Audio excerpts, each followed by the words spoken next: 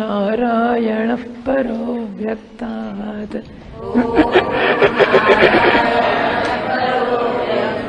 अण्डमव्यक्तसम्भवम् अण्डस्यान्तस्त्विमे लोकाः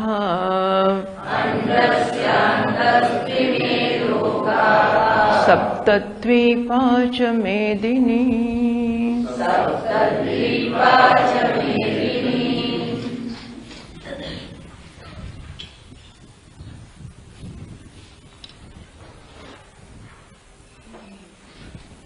चलो 7मा श्लोक थी આપણે વાંચીએ। 7મો શ્લોક। अस्माकं तु विशिष्टाये तान् निबोधद्विजोत्तम नायका मम सैन्यस्य संज्ञार्थं तान् ब्रवीमि ते। भवान् भीष्मश्च कर्णश्च कृपश्च समितिञ्जयः अश्वत्थामा विकर्णश्च सौमदत्तिस्तथैव च अन्ये च बहवः शूराः मदर्थे त्यक्तजीविताः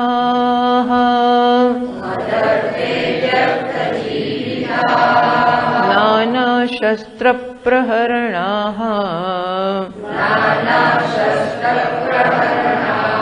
सर्वे युद्धविशारदाः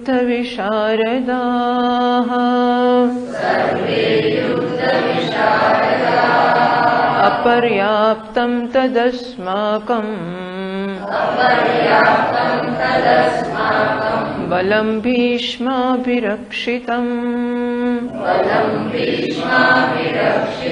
पर्याप्तं त्विदमेतेषाम् बलं भीमाभिरक्षितम् अयनेषु च सर्वेषु यथा भागमवस्थिताः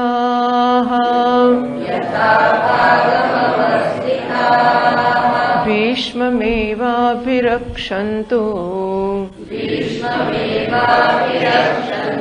भवन्तः सर्व एव हि तस्य सञ्जनयन् हर्षम् कुरुवृद्धः पितामहः सिंहनादं विनद्योच्चैः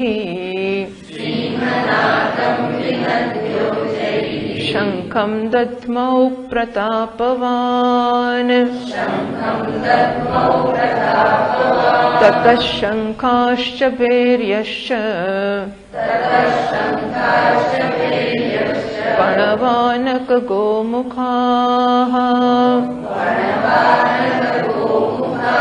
सहसैवाभ्यहन्यन्त सशब्दस्तु मुलोऽभवत् ततः श्वेतैर्हयैर्युक्ते महति स्यन्दने स्थितौ माधवः पाण्डवश्चैव दिव्यौ शङ्खौ प्रदध्मतुः। ભીષ્મ પિતામહે જોયું કે દુર્યોધન આચાર્યની પાસે ગયો છે, જરા ભયભીત થયો છે અને આચાર્ય પાસેથી આશ્વાસનની અપેક્ષા રાખી રહ્યો છે અને આચાર્ય ચૂપચાપ સાંભળી રહ્યા છે, આમ એની ઉપેક્ષા કરી રહ્યા છે। એને આશ્વાસન તો નથી જ આપતા, ઉપરથી કંઈક વર્તન એવું દેખાય છે કે કહેવાય ને મહારાજનો મૂળ કેવો છે અને ક્યાંક બદલાઈ પણ જાય ક્યાંક પાંડવોના પક્ષમાં પણ એ કામ કરે. આવી અનિશ્ચિતતા પણ એને જણાય છે. ભીષ્મ પિતામહ જુએ છે અને એક તો કુરુવૃદ્ધ છે અને બીજો પિતામહ છે. કુરુવૃદ્ધ હોવાને કારણે લાંબા સમયથી પરિચય છે આ બધાનો અને ઓળખી જાય છે કે દુર્યોધનના મનમાં શું ચાલતું હશે અને આચાર્ય દ્રોણના મનમાં શું ચાલતું હશે. દાદાજી છે, પિતામહ છે, એટલે ઉપેક્ષા કરવાનું નક્કી નથી કરતા. વિચારે છે કે ચાલો ગમે તેમ છોકરો છે, હવે આપણે શું કરીએ, જેવો છે તેવો પણ આપણો છોકરો છે. કોઈ મને કહે છે કે ખાટી તો ખાટી પણ આપણે આંબાની કેરી છે ને, એમ જેવો છે તેવો પણ આપણો છોકરો છે અને એટલે પછી એને આપણે ચલાવી લઈએ છીએ, માફ કરી લઈએ છીએ. સાથે સાથે એને જો માફ કરવો એટલે આમ મૂકી રાખવો એવું નહીં, આનંદપૂર્વક એ જે કરે છે એમાં એને ઉત્સાહિત કરવો અને એને એમાં એક્ટિવલી ભાગ લેવો. હા, કેટલા સુંદર પાસાઓ છે કે માણસ ખોટું કરીને ચલાવી લઈએ એટલે શું, ચલાવી લઈએ સારું, એને ઉપેક્ષા કરીએ, મૂકી રાખીએ, એને મારઝૂડ ના કરીએ, એને કશું બીજું ના કરીએ, પણ એટલું પૂરતું નથી. પણ જે કરે છે એમાં એને મદદરૂપ થવું કે ભાઈ એની ઈચ્છા ચોરી જ કરવાની છે, ચાલ આપણે ચોરી કરવા લાગીશું.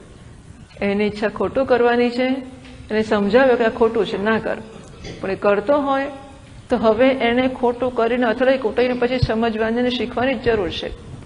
એ સિવાય નહીં સમજે, છતાં એ જોડે છે. હા, એવું નહીં કે પડતો મૂકી દેવો. આ બધું મહાત્મ્ય હોય છે કે મહાત્મા સમજે, કારણ કે બિચારા લાચાર છે માણસો, પોતાની બુદ્ધિ પાસે, પોતાની સમજ પાસે, પોતાની વાસનાઓ પાસે, પોતાના સંસ્કાર પાસે, અને બધી વસ્તુથી લાચાર હોય છે. એટલા માટે એમને મદદરૂપ થવું, એમને એમના પ્રારબ્ધને ભોગવવામાં પણ મદદરૂપ થવું. હા, આખર માણસનું પ્રારબ્ધ તો શું કરે, એ ભોગવવામાં પણ મદદરૂપ થવું.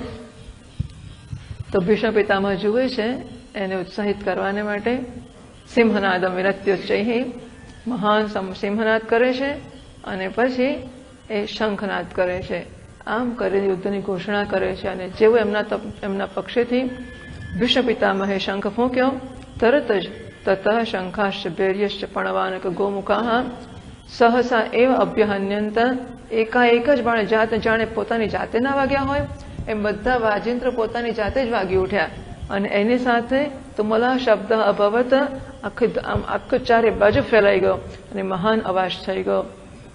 બરાબર એ જ વખતે તતઃ શ્વેતૈઃ હયૈઃ યુક્તે મહતિ સ્યંદને સ્થિતૌ, શ્વેત ઘોડાઓ, સફેદ ઘોડાઓ જેમાં જોડ્યા છે એવા મહાન રથ, એટલે કે જેના ઘોડા પણ ચોક્કસ વિશેષ પ્રકારના છે, જેમનો રથ પણ વિશેષ પ્રકારનો છે અને જેના સારથી અલબત્ત મહાન છે, અને જેનો રથ સ્વામી છે, વાહ, એ પણ નારાયણનો જ અવતાર છે. નર તો નર અને નારાયણ આ સારથી અને રથસ્વામી જે મહાન રથમાં બેઠા છે અને શ્વેત ઘોડાઓ ચાર જોડેલા છે.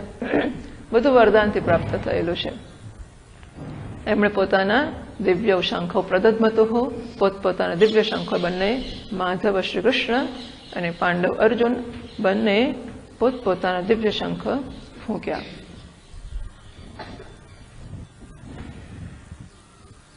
તયોઃ શંખયોઃ દિવ્યત્વમ એવ આવેદયતિ. એમના બંનેના શંખ દિવ્ય છે બતાવે છે. હવે 15મા શ્લોકમાં કહેશે, પાંચજન્યમ ઋષિકેશઃ દેવદત્તમ ધનંજયઃ પૌંડ્રમ દધ્મૌ મહાશંખમ ભીમકર્માવૃકોદરઃ. ઋષિકેશ શ્રી કૃષ્ણએ 5 જન નામનો શંખ ફૂંક્યો. પંચજન નામના દૈત્યને મારીને જે શંખ એની પાસેથી પ્રાપ્ત થયો હતો એનું નામ છે પાંચજન્ય. ધનંજયે દેવદત્ત શંખ ફૂંક્યો. નિવાત કવચ નામના અસુરોને માર્યા ત્યારે પ્રસન્ન થઈને ભગવાનને આપ્યો હતો એ દેવદત્ત નામનો શંખ છે. ભગવાનને માટે અહીં ઋષિકેશ એવા શબ્દનો પ્રયોગ કરવામાં આવ્યો. સર્વેન્દ્રિય પ્રેરકત્વેન સર્વાંતર્યામી સહાય પાંડવાનામિતિ કથયિતું. ઋષિકેશ પદમ. તો ઋષિકાણામ ઇન્દ્રિયાણામ ઈશ ઋષિકેશ. ઇન્દ્રિયોના જે સ્વામી છે એને ઋષિકેશ કહેવાય છે. તો બધી ઇન્દ્રિયોના પ્રેરક હોય ને એ સર્વાંતર્યામી છે, કારણ કે ઇન્દ્રિયોનો પ્રેરણા કરનારો છે, અંદર રહેલો છે. આથી સર્વાંતર્યામી હોય ને એ પાંડવોના સહાયક છે એવું બતાવવાને માટે ભગવાનને માટે ઋષિકેશ એવા શબ્દનો પ્રયોગ કરવામાં આવ્યો. અર્જુનને માટે ધનંજય શબ્દનો પ્રયોગ કરવામાં આવ્યો. દિગ્વિજયે સર્વાન રાજ્ઞ જીત્વા ધનમ આહૃતવાન. જ્યારે દિગ્વિજય કરવા નીકળ્યા હતા, રાજસૂય યજ્ઞ કરવો હતો યુધિષ્ઠિરને, એના પહેલા દિગ્વિજય કરવો જરૂરી હતો અને બધા રાજાઓ પાસેથી ધન પણ લાવવાની જરૂર હતી. તો અર્જુન ગયો, દિગ્વિજય કર્યો અને બધીથી ધન લઈ આવ્યો. એનું નામ છે ધનંજય. ધનમ જયતી ધનંજય, જે ધન જીતી લાવે છે એનું નામ છે ધનંજય. આમ સર્વથા એવ અયમ અજેય. આ ધનંજય અર્જુન છે એ સર્વથા અજેય છે, કોઈથી જીતી શકાય એવો નથી એવું બતાવવાને માટે અહીં એને માટે ધનંજય શબ્દનો પ્રયોગ કરવામાં આવ્યો. એટલે સંજય તટસ્થ રિપોર્ટ કરે છે, પણ છતાં પોતાનો પક્ષપાત છે જરા જરા અંદર દેખાઈ આવે. એ સાચું કહે છે, ખોટું નથી બોલતો, પણ કયા પક્ષમાં શું છે એ કહેવામાં એ પોતે પસંદ કરીને શબ્દો વાપરે છે, અને જેથી સાંભળનારને ખબર પડે ખરી કે અહીંયા કંઈક વિશેષતા જરૂર છે. પૌંડ્રમ દધ્મો મહાશંખમ ભીમકર્મ વૃકોદર. અને ભીમનો અર્થ થાય ભયંકર, ભીષણ. આવા ભીષણ કર્મો કરનારો. કયા ભીષણ કર્મો કર્યા એણે? હિડમ્બ નામના રાક્ષસનો વધ કર્યો, બકનો વધ કર્યો, જટાસુરનો વધ કર્યો, આ બધા અસુરોને માર્યા. એ ઉપરાંત કીચક, જરાસંઘ વગેરે વીરોને પણ, જરાસંધ વગેરે વીરોને પણ માર્યા. આવા ભયંકર કર્મ કરનારો જે ભીમ કર્મ છે. અને વૃકોદર એટલે વરુજના પેટ જેવું મોટું પેટ છે, એટલે ખાધા જ કરે, ખાઈને પચાવીને શક્તિ પ્રાપ્ત કરે. ખાવાથી કશું થતું નથી, આપણે ગમે એટલું ખાઈએ તો શું થવાનું છે, પણ માણસ ખાય ખરો, નિરાંતે ખાય અને ખાયેલું પચાવીને પાછો ભૂખ્યો ખાધા જ કરે. વૃકોદર. એણે પૌંડ્રમ દધમૌ, પુંડ્ર દેશના રાજાને જીતીને જે શંખ મેળવ્યો હતો પૌંડ્ર નામનો, એ શંખ ભીમે ફૂંક્યો. 16મા શ્લોકમાં કહે છે અનંત વિજયમ રાજા કુંતી પુત્રો યુધિષ્ઠિરઃ નકુલઃ સહદેવશ્ચ સુઘોષમણિ પુષ્પકૌ. કુંતી પુત્ર યુધિષ્ઠિર રાજાએ અનંત વિજય નામનો શંખ ફૂંક્યો. કુંતીપુત્ર હિતિ કુંત્યા મહતા તપસા ધર્મ આરાધ્ય લબ્ધ. કુંતીપુત્ર શા માટે ગયો? કારણ કે કુંતા માતાએ મહાન તપશ્ચર્યા કરી, આરાધના કરી, અને આરાધનાના ફળ રૂપે ધર્મરાજાને પ્રસન્ન કર્યા. ધર્મને આરાધના કરીને એમાંથી ધર્મપુત્ર યુધિષ્ઠિર પ્રાપ્ત કર્યા હતા. એ બતાવવાને માટે કહ્યું કે કુંતીપુત્ર છે. અને વળી સ્વયં ચ રાજસૂય યાજિત્વેના, વળી સ્વયં પોતે એમણે રાજસૂય યજ્ઞ કર્યો છે, એટલા માટે એ રાજા છે. જો રાજા અને કુંતીપુત્ર. એ ઉપરાંત યુધિષ્ઠિર, આ અલોક ઉપપદ સમાસ થાય છે. અલોક એટલે યુધિ સપ્તમી જળવાય છે અને સ્થિર, અને તો યુદ્ધમાં સ્થિર એટલે સપ્તમી જતી રહી હોત, પણ યુધિષ્ઠિર આ એનો નમૂનો હોય છે. યુધિ એટલે યુદ્ધમાં સ્થિર, જે યુદ્ધમાં સ્થિર રહેનારો છે. અર્થાત યુધિ ચ અયમેવ જય ભાગિત્વેન સ્થિર. હારો હોય તો ભાગી ગયો હોય, પણ સ્થિર રહે છે એનો અર્થ કે એ જીતે છે. યુદ્ધમાં હંમેશા જીતનારો છે એવા યુધિષ્ઠિર. ન તો એતદ વિપક્ષ સ્થિરા ભવિષ્યંતિ યુધિષ્ઠિર પદેન સૂચિતમ. આમના વિપક્ષમાં જે હશે, સામા પક્ષમાં હશે, એ સ્થિર નહીં રહી શકે એવું એના દ્વારા સૂચિત છે. નકુલઃ સહદેવશ્ચ. અને જ્યારે બધા મોટા ભાઈઓએ પછી શંખ મૂક્યા ત્યારે બે નાનાઓને પણ મન થઈ ગયું, તો એમણે માદ્રીના પુત્રો છે નકુલ અને સહદેવ, એમણે પણ સુઘોષ અને મણિ પુષ્પક એવા નામના પોતપોતાના શંખ ફૂંક્યા. સુઘોષ એટલે સુંદર મોટા અવાજવાળો, અને મણિ પુષ્પક એટલે જેમાં મણિ જડેલા છે એવા ફૂલ જેવો, એવા પોતાના બંને શંખ હતા. એમણે બંને પણ ફૂંક્યા. આગળ 17મા શ્લોકમાં કહે છે काश्यश्च परमेश्वासः शिखण्डी च महारथः धृष्टद्युम्नो विराटश्च सात्यकिश्चापराजितः।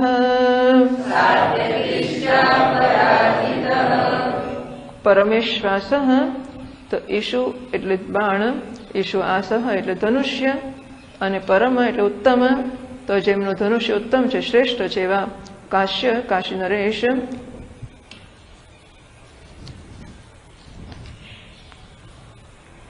મહાધનુર્ધર કાશીરાજ, જે મહાન ધનુર્ધર છે, સાત્યકિશ્ચ અપરાજિત, અને સાત્યકી શિખંડી ચ મહારથ. શિખંડી એવું છે કે અંબા, અંબિકા અને અંબાલિકા આ ત્રણને ભીષ્મ લઈ આવ્યા, એમનો સ્વયંવર હતો. હવે સ્વયંવરમાં એટલે ચિત્રાંગદ અને વિચિત્રવીર્ય છે એ બંને એમના સાવકા ભાઈઓ છે, ચિત્રાંગદ અને વિચિત્રવીર્ય ભીષ્મના.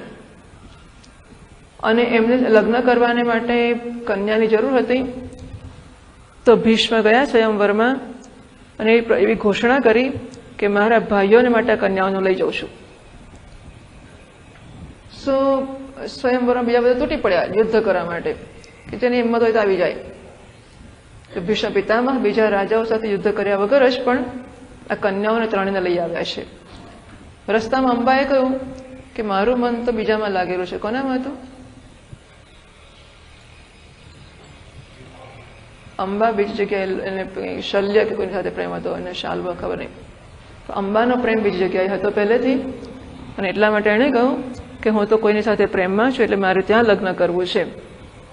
પણ એ છેક ઘેરે આવી ગયા અને સત્યવતીને સોંપી માતાને આ કન્યાઓ, કે ત્રણ કન્યાઓ લાવ્યા છે. ત્યારે એ પેલી અંબાએ સત્યવતીને કહ્યું કે મને બીજે પ્રેમ છે. ભીષ્મ કહે છે તે મને પહેલા કીધું તો તને પહેલેથી જ મૂકી દે, તેમાં શું છે, જ્યાં જતી રહે તારે ઘેર જવું હોય તો.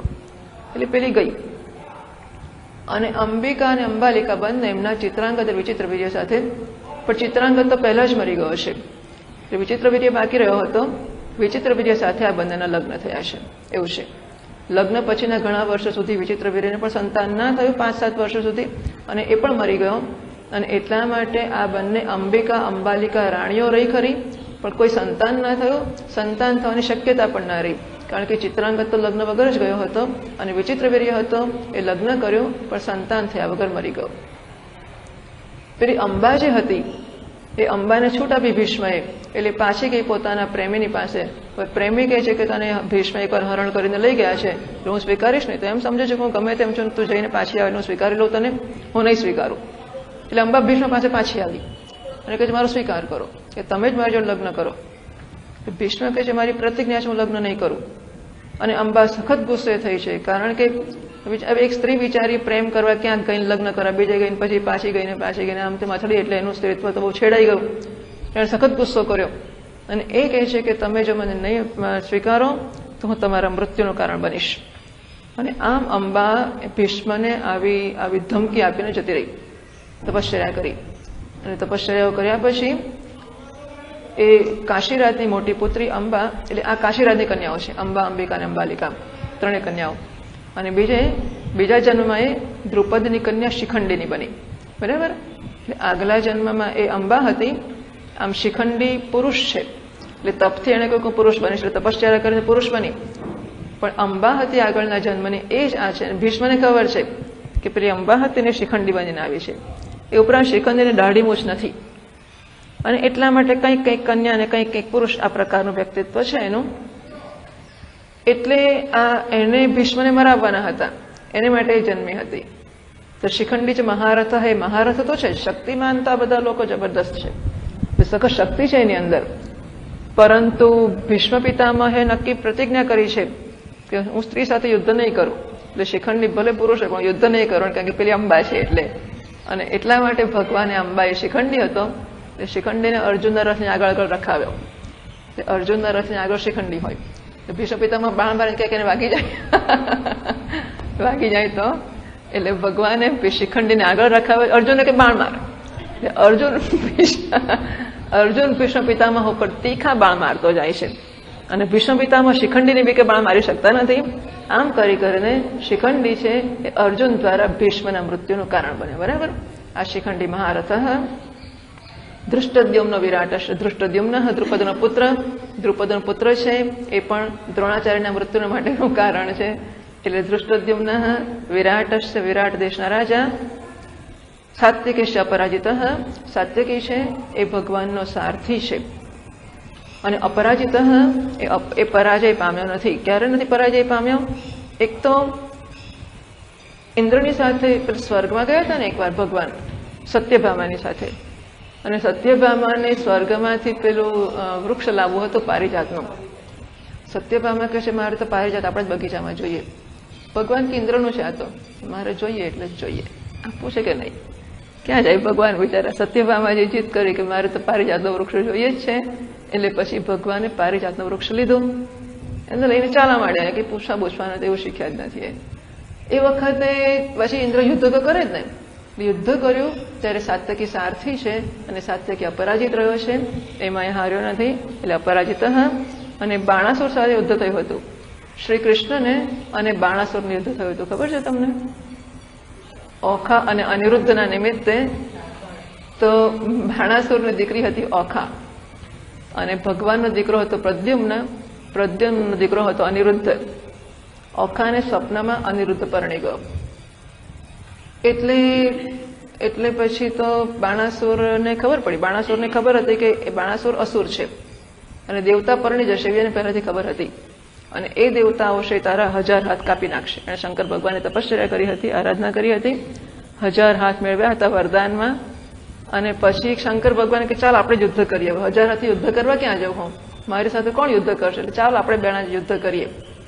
શંકર ભગવાન કે હવે ચાલ તારે યુદ્ધ જ કરવું છે, તારી સાથે યુદ્ધ કરનારો જન્મી ચૂક્યો છે, એ તારા 1000 હાથ કાપવા આવશે, સમજશે કે તારું મોત થઈ ગયું છે, સમજજે તું.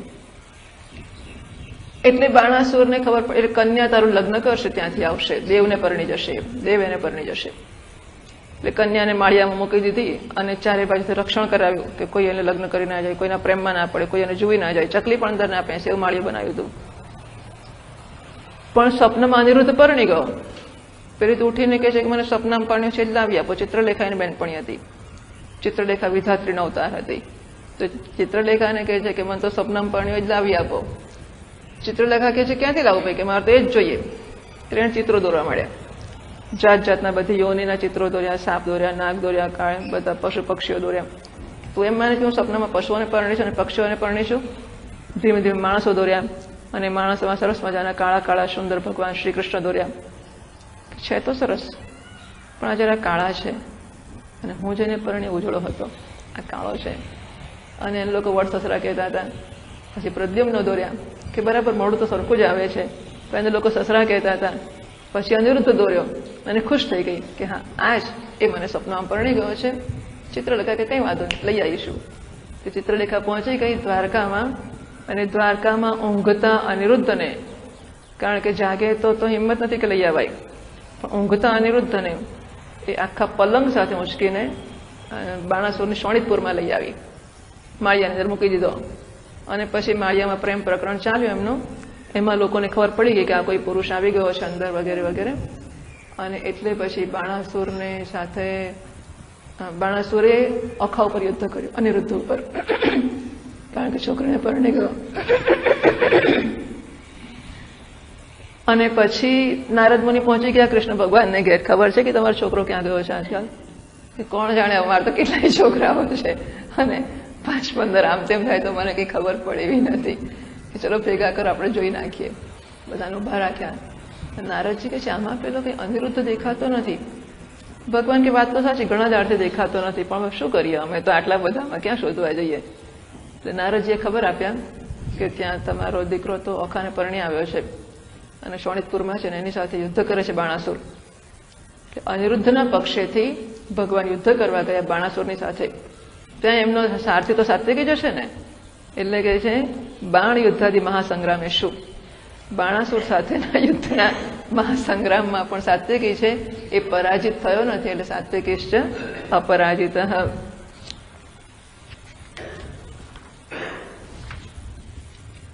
પછી 18મા શ્લોકમાં કહે છે દ્રુપદો દ્રૌપદેયાશ્ચ સર્વશઃ પૃથિવીપતે સૌભદ્રશ્ચ મહાબાહુઃ શંખાન દદ્મુઃ પૃથક પૃથક.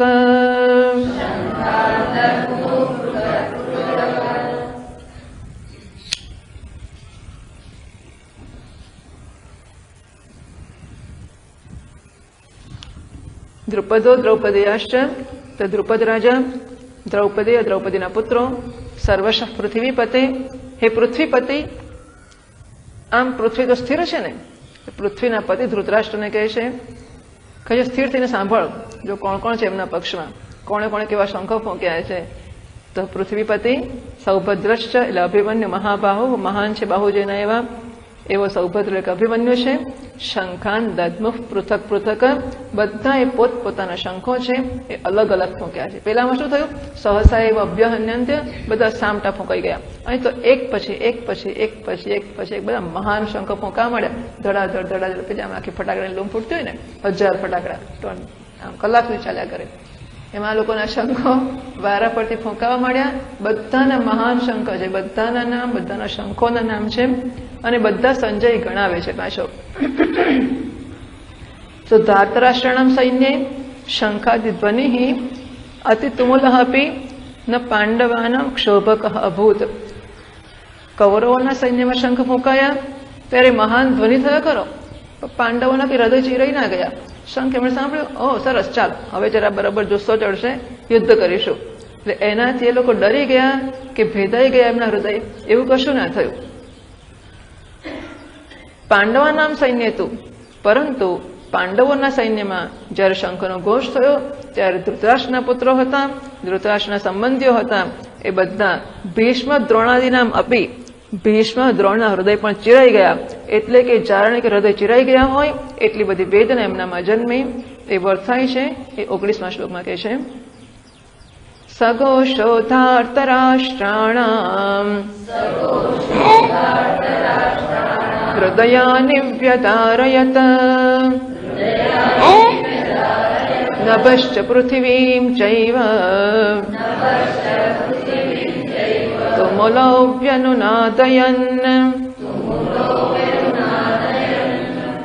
સઘોષ, પેલો ઘોષ, જે પાંડવોના એક પછી એક પછી એક પછી બધા શંખો ફૂંકાયા, એનાથી જે ઘોષ થયો એ ઘોષે ધાર્તરાષ્ટ્રણામ, ધૃતરાષ્ટ્રના પક્ષના, ધૃતરાષ્ટ્રના પુત્રો તો ખરા જ, પણ ધૃતરાષ્ટ્રના પક્ષમાં જે સૈનિકો યુદ્ધ કરી રહ્યા છે એ બધા જ યોદ્ધાઓના હૃદયાને વ્યધારયત, બધાના હૃદય ચિરાઈ ગયા. એટલે જાણે કે હૃદય વિદારણ તુલ્યામ વ્યથામ જનિતવાન, જાણે હૃદય ફાટી ગયા હોય ને એટલી મહાન વ્યથા એ બધાના મનમાં પેલો અવાજ સાંભળીને જન્મી. ઘણી વાર નથી આપણે એમ કે બેઠા હોય કશોક ધડ દઈને કશોક પડે ધ્રુજી જઈએ આપણે, એમ એમણે પોતે શંખધ્વનિ કર્યો છે. પાંડવોના પક્ષે તો એવું થયું હતું કે એકાએક શંખધ્વનિ થયો તો શક્ય છે કે આ શું થઈ ગયું, તો એમને કશું ના થયું. અને કૌરવો તો શંખધ્વનિ કરી ચૂક્યા છે, એટલે કે કંઈક અંશે એમના કાન ટેવાયા છે શંખધ્વનિ સાંભળવા માટે, અને બધા પણવા અને ગોમુખા ભેરી ને બધું વાગ્યું, એ બધા ધ્વનિથી ટેવાયા છે. તો પણ પાંડવોના શંખો ફૂંકાયા ને ત્યારે એ બધા ધ્રુજી ગયા. ઓહો, આ શું થઈ ગયું એકદમ. હૃદયાને વ્યધારયત નભશ્ચ પૃથ્વીમ ચૈવ તુમુલોવ્યનુનાદયન, અને ચારે દિશામાં કે 10 દિશામાં એટલો મોટો ધ્વનિ થયો કે એમનો અવાજ છે એ પૃથ્વી પર અને આકાશમાં ચારે બાજુ ફેલાઈ ગયો. અને મોટા અવાજને લીધે બધા અથડાવાને લીધે પડઘા પડ્યા, એટલે પાછો અવાજ સંભળાય ને પાછા પડઘા, પડઘાના પડઘાના પડઘાના પડઘા, મોટો અવાજ થયો. અને તુમુલઃ વ્યનુનાદયન, ચારે બાજુ પ્રતિઘોષિત થવા લાગ્યો. અત્યંત મહાન અવાજ થઈ ગયો. પ્રતિધ્વનિ આ પૂરયન, તો બધા પ્રતિધ્વનિથી એના આકાશ અને પૃથ્વી બધું ભરાઈ ગયું. ધાર્તરાષ્ટ્રના ભય પ્રાપ્તિ પ્રદર્શ્ય, ધૃતરાષ્ટ્રના પક્ષવાળા જે હતા એ લોકોને આટલો બધો ભય લાગે એ બતાવ્યો. અને હવે પાંડવોમાં એનાથી વિપરીત કોઈ પ્રકારનો ભય જન્મ્યો નથી એ બતાવે છે. 20મા શ્લોકમાં કહે છે, અથ વ્યવસ્થિતાન દૃષ્ટ્વા धार्तराष्ट्रान् कपिध्वजः प्रवृत्ते शस्त्रसम्पाते धनुरुद्यम्य पांडवः। અને હવે અથ શબ્દથી શરૂઆત થાય છે. આ અથ મંગળસૂચક શબ્દ છે અને એ કલ્યાણ બતાવે છે. તો પાંડવોના પક્ષની કથા શરૂ કરે છે અને હવે ગીતા શરૂ થાય છે. અત્યાર સુધી હતો એ મહાભારત સાથેનો ઇતિહાસ હતો, એટલે કે મહાભારતની સાથે આ ભગવદ્ ગીતાને જોડી આપનારી વસ્તુ એટલી કથા કહેવામાં આવી. અને હવે આ જ્યારે ભગવદ્ ગીતાનો આરંભ થાય છે એ અથ શબ્દથી શરૂઆત કરે છે. અથ વ્યવસ્થિતાન દૃષ્ટ્વા ધાર્તરાષ્ટ્રાન કપિધ્વજઃ. કપિ હનુમાનજી જેમના ધ્વજમાં છે એવા અર્જુનને વરદાન હતું. હનુમાનજીએ કહ્યું હતું અર્જુનને કે હું તારા ધ્વજમાં રહીશ એવું વરદાન આપ્યું હતું. અને એટલા માટે હનુમાનજી અર્જુનના ધ્વજમાં છે કપિધ્વજઃ. તો અર્જુન એણે વ્યવસ્થિતાન દૃષ્ટા એણે જોયું કે વાહ, બંને સેના સજ્જ થઈ ગઈ છે અને બંને બાજુ રણઘોષ થઈ ગયા છે, ભેરીઓ વાગી ચૂક્યો છે, શંખનાદ થઈ ચૂક્યો છે, સરસ હવે જામશે. એટલે અર્જુન યોદ્ધો હોય કે બીએ ને ધ્રુજે કે એ શું થયું, ફફડતો હોય તો યુદ્ધમાં જવાનું જ ક્યાં રહ્યું. એટલે કૌરવોનો પક્ષ હતો એ તો ધ્રુજી ઉઠ્યો કે વાહ કેટલો મોટો. એમણે લખ્યું કે ભીષ્મ દ્રોણ સહિત બધા ધ્રુજી ઉઠ્યા, જ્યારે પાંડવોના પક્ષમાં શંખધ્વનિ થયો. અને ચારે બાજુ શંખધ્વનિ થયો, એનાથી અર્જુન પણ ધ્રુજો નથી. એટલું જ નહીં, અર્જુન સજ્જ છે, તૈયાર છે. અને એણે જોયું કે બંને પક્ષમાં તૈયારી થઈ ગઈ છે, યુદ્ધ માટે સૈનિકો સજ્જ થઈ ગયા છે, યોદ્ધાઓ સજ્જ છે, બધા મોરચા મંડાઈ ગયા છે અને યુદ્ધની ઘોષણા પણ થઈ ગઈ છે, કારણ કે યુદ્ધના વાદ્ય વાગી ચૂક્યા છે. ત્યારે પછી એણે ધાર્તરાષ્ટ્રાન વ્યવસ્થિતાન દૃષ્ટવા, ધૃતરાષ્ટ્રના પક્ષના યોદ્ધાઓને વ્યવસ્થિત પોતપોતાના મોરચાઓ પર બરોબર મચીને લાગેલા જોયા એણે. અને જોયા પછી પ્રવૃત્તિ શસ્ત્ર સંપાતે, અને હવે શસ્ત્રનો પ્રહાર કરવાની પ્રવૃત્તિ કરવાની તૈયારીમાં જ છે કે બસ હમણાં કોણ પહેલું બાણ ફેંકે અને કામ ચાલુ થાય એવો જ્યારે વખત છે. ત્યારે ધનુરુદ્યમ્ય પાંડવ, એણે અર્જુને પોતાનું ધનુષ્ય છે એને ઊંચક્યું, એને ઉદ્યત કર્યું. અહીં ટીકાકાર એક લખે છે હનુમાન એટલે સીતાત્મિકામ લક્ષ્મી ભગવતે રામચંદ્રાય પ્રાપયિતા. સીતારૂપી લક્ષ્મી ભગવાન રામચંદ્રને પ્રાપ્ત કરાવી આપનાર એવા હનુમાનજી છે. એ હનુમાનજી અર્જુનની ધ્વજમાં છે. શત્રુપરાત્વેન શત્રુ પરાજયમ સંપાદ્ય પાંડવેભ્ય રાજ્યલક્ષ્મી પ્રદાનાય યસ્ય ધ્વજે સ્થિત ઇતિ ભાવઃ. અહીં કેમ સ્થિત છે? કારણ કે એમનું કામ એ છે કે સીતાજી રૂપી લક્ષ્મી એટલે કે લક્ષ્મી અને નારાયણનો સંયોગ કરાવી આપવો એ હનુમાનજીનું કામ છે. અહીં પણ આ યુદ્ધ થશે, યુદ્ધ થયા પછી વિજયલક્ષ્મી છે એનું એ પાંડવો સાથે મેળ કરાવી આપશે. એને માટે જય સંપાદ શત્રુ પરાજય સંપાદ્ય, શત્રુને હરાવશે અને પાંડવોને રાજ્યલક્ષ્મી પ્રદાન કરી આપશે. એને માટે અહીં હનુમાનજી અર્જુનના ધ્વજમાં સ્થિત છે.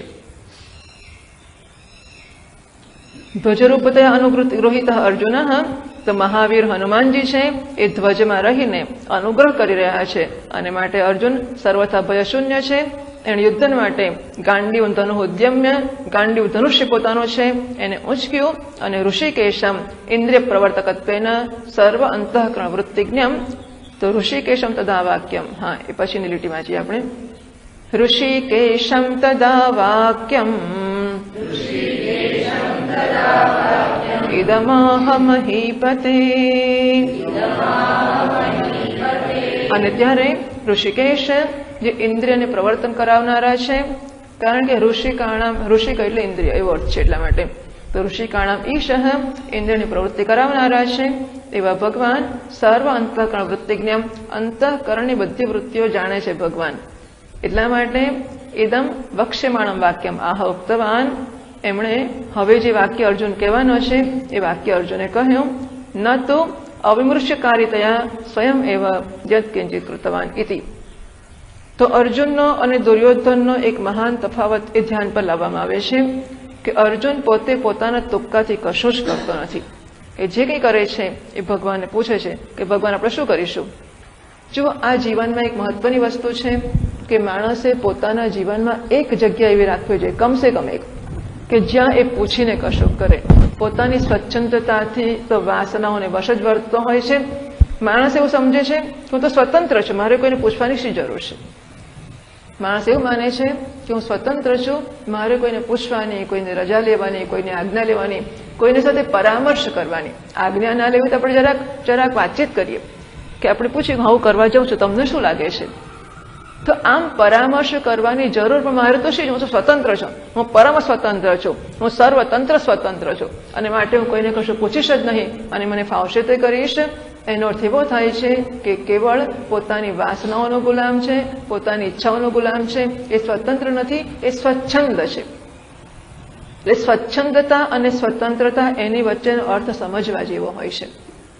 અને સ્વચ્છંદ હોવાને કારણે જ આપણે આટલા બધા જન્મોથી ફરીએ છીએ. જો આપણને કોઈ વ્યવહારિક સ્વતંત્રતા કે પરતંત્રતામાં રસ જ નથી. કોઈનું કયું કર્યું કે ના કર્યું, કોઈએ કીધું કે બેસો એટલે બેઠા, અને કોઈએ કહ્યું ઉઠો એટલે ઉઠ્યા. ચાલો ઠીક છે. એવું છે કે આવી બધી વસ્તુઓ આપણને કંઈક ટ્રેન કરશે કે કેળવશે, એટલે એ વસ્તુઓનું સ્થાન જોઈએ છીએ. બાકી ખરી સ્વતંત્રતા કે ખરી પરતંત્રતા તો એ જ છે કે માણસ એના સ્વરૂપમાં નિષ્ઠ થાય, એ સ્વતંત્રતા છે. અને એના સિવાયને બીજા કોઈનું કશુંક માને એ પરતંત્ર છે. પરંતુ મારે મારા કશાકમાંથી છૂટવું હોય, જેમ તેલ ઢળ્યું છે, તેલને સાફ કરવું હોય તો ઉપર રેતી નાખીને બંને કાઢી મૂકીએ. એક કાંટો પેસી ગયો હોય, કાંટાને કાઢવો હોય તો બીજો કાંટો લઈ આવીએ, બીજા કાંટાથી પહેલો કાંટો કાઢીએ, પછી બંને કાંટાને ફેંકી દઈએ.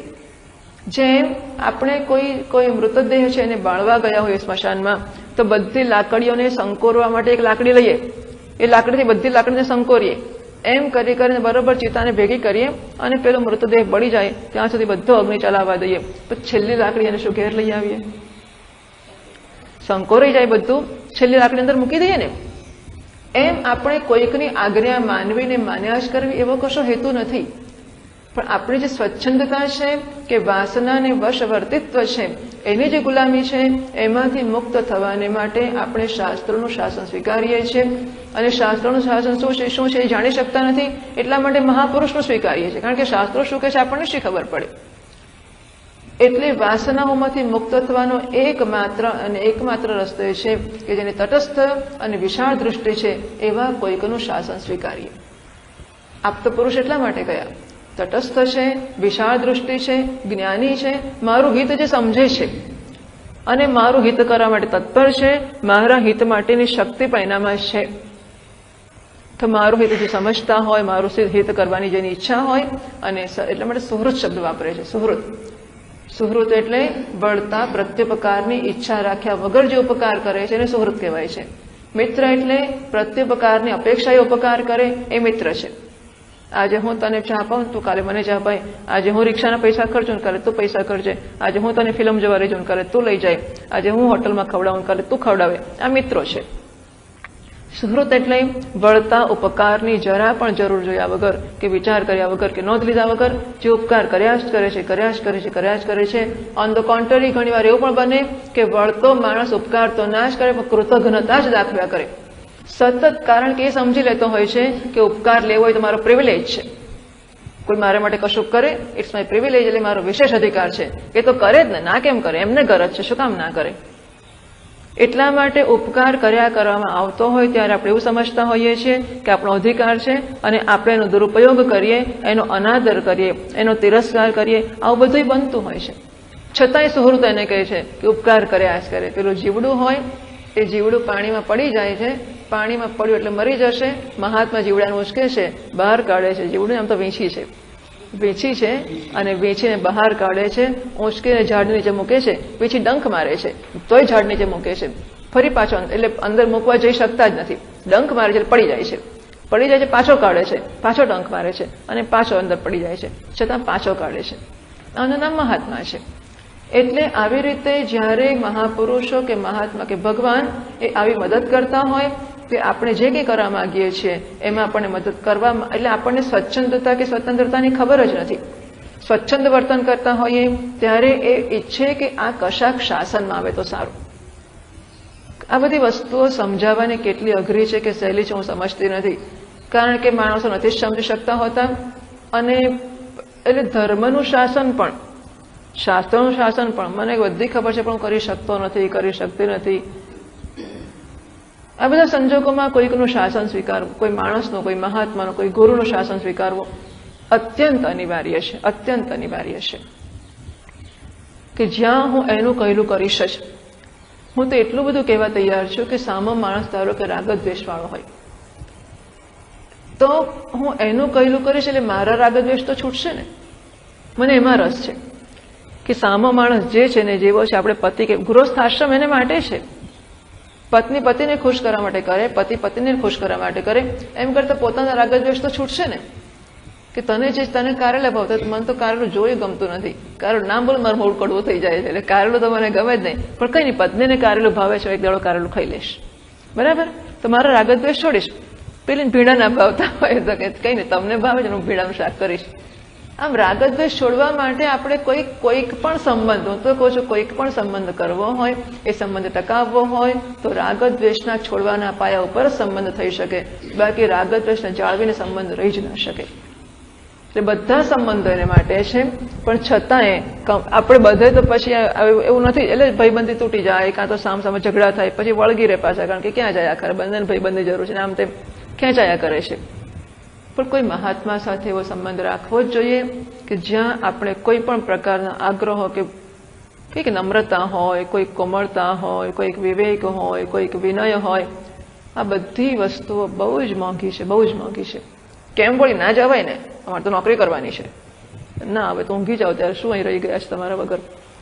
પણ માણસો સમજતા નથી હોતા, અને કેવી રીતે જવાબ આપવો, કેવી રીતે વાત કરવી, વ્યવહારિક વસ્તુની સમજ નથી પડતી.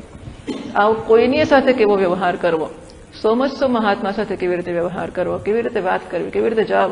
તો શું થશે કે આપણને આપણા વિચારોને, પહેલા તો વર્તનને, અને પછી એના દ્વારા વાણીને, અને પછી એના દ્વારા વિચારોને જ્યારે ડિસર્ન કરવાની, એમને ગાળીને ચાળીને જોવાની કે રજૂ કરવાની એક તક ઊભી થશે. મહાત્મા પર ઉપકાર કરવા નથી કરતા, એ રહી નથી ગયો, એનું તો ઉલટું માથું ખવાઈ જાય છે આ બધું કરવામાં. એને કોઈ રસ નથી કે આપણે નમ્રતા દાખવીએ કે ના દાખવીએ, કે આપણે એનો આદર કરીએ કે ના કરીએ, આપણે જે કરવું હોય તે કરીએ, પરંતુ આપણામાં નમ્રતા આવતી જાય, આપણામાં વિવેક આવતો જાય, વ્યવહાર આવતો. શું થશે કે આપણે આપણા વ્યવહારને જે કંઈ કરવા જઈએ છીએ, ઉભા રહીશું, pause and think and do. ઉભા રહીશું કે કોની જોડે વ્યવહાર કરવા જઉં છું, આ વ્યવહાર થાય કે ના થાય.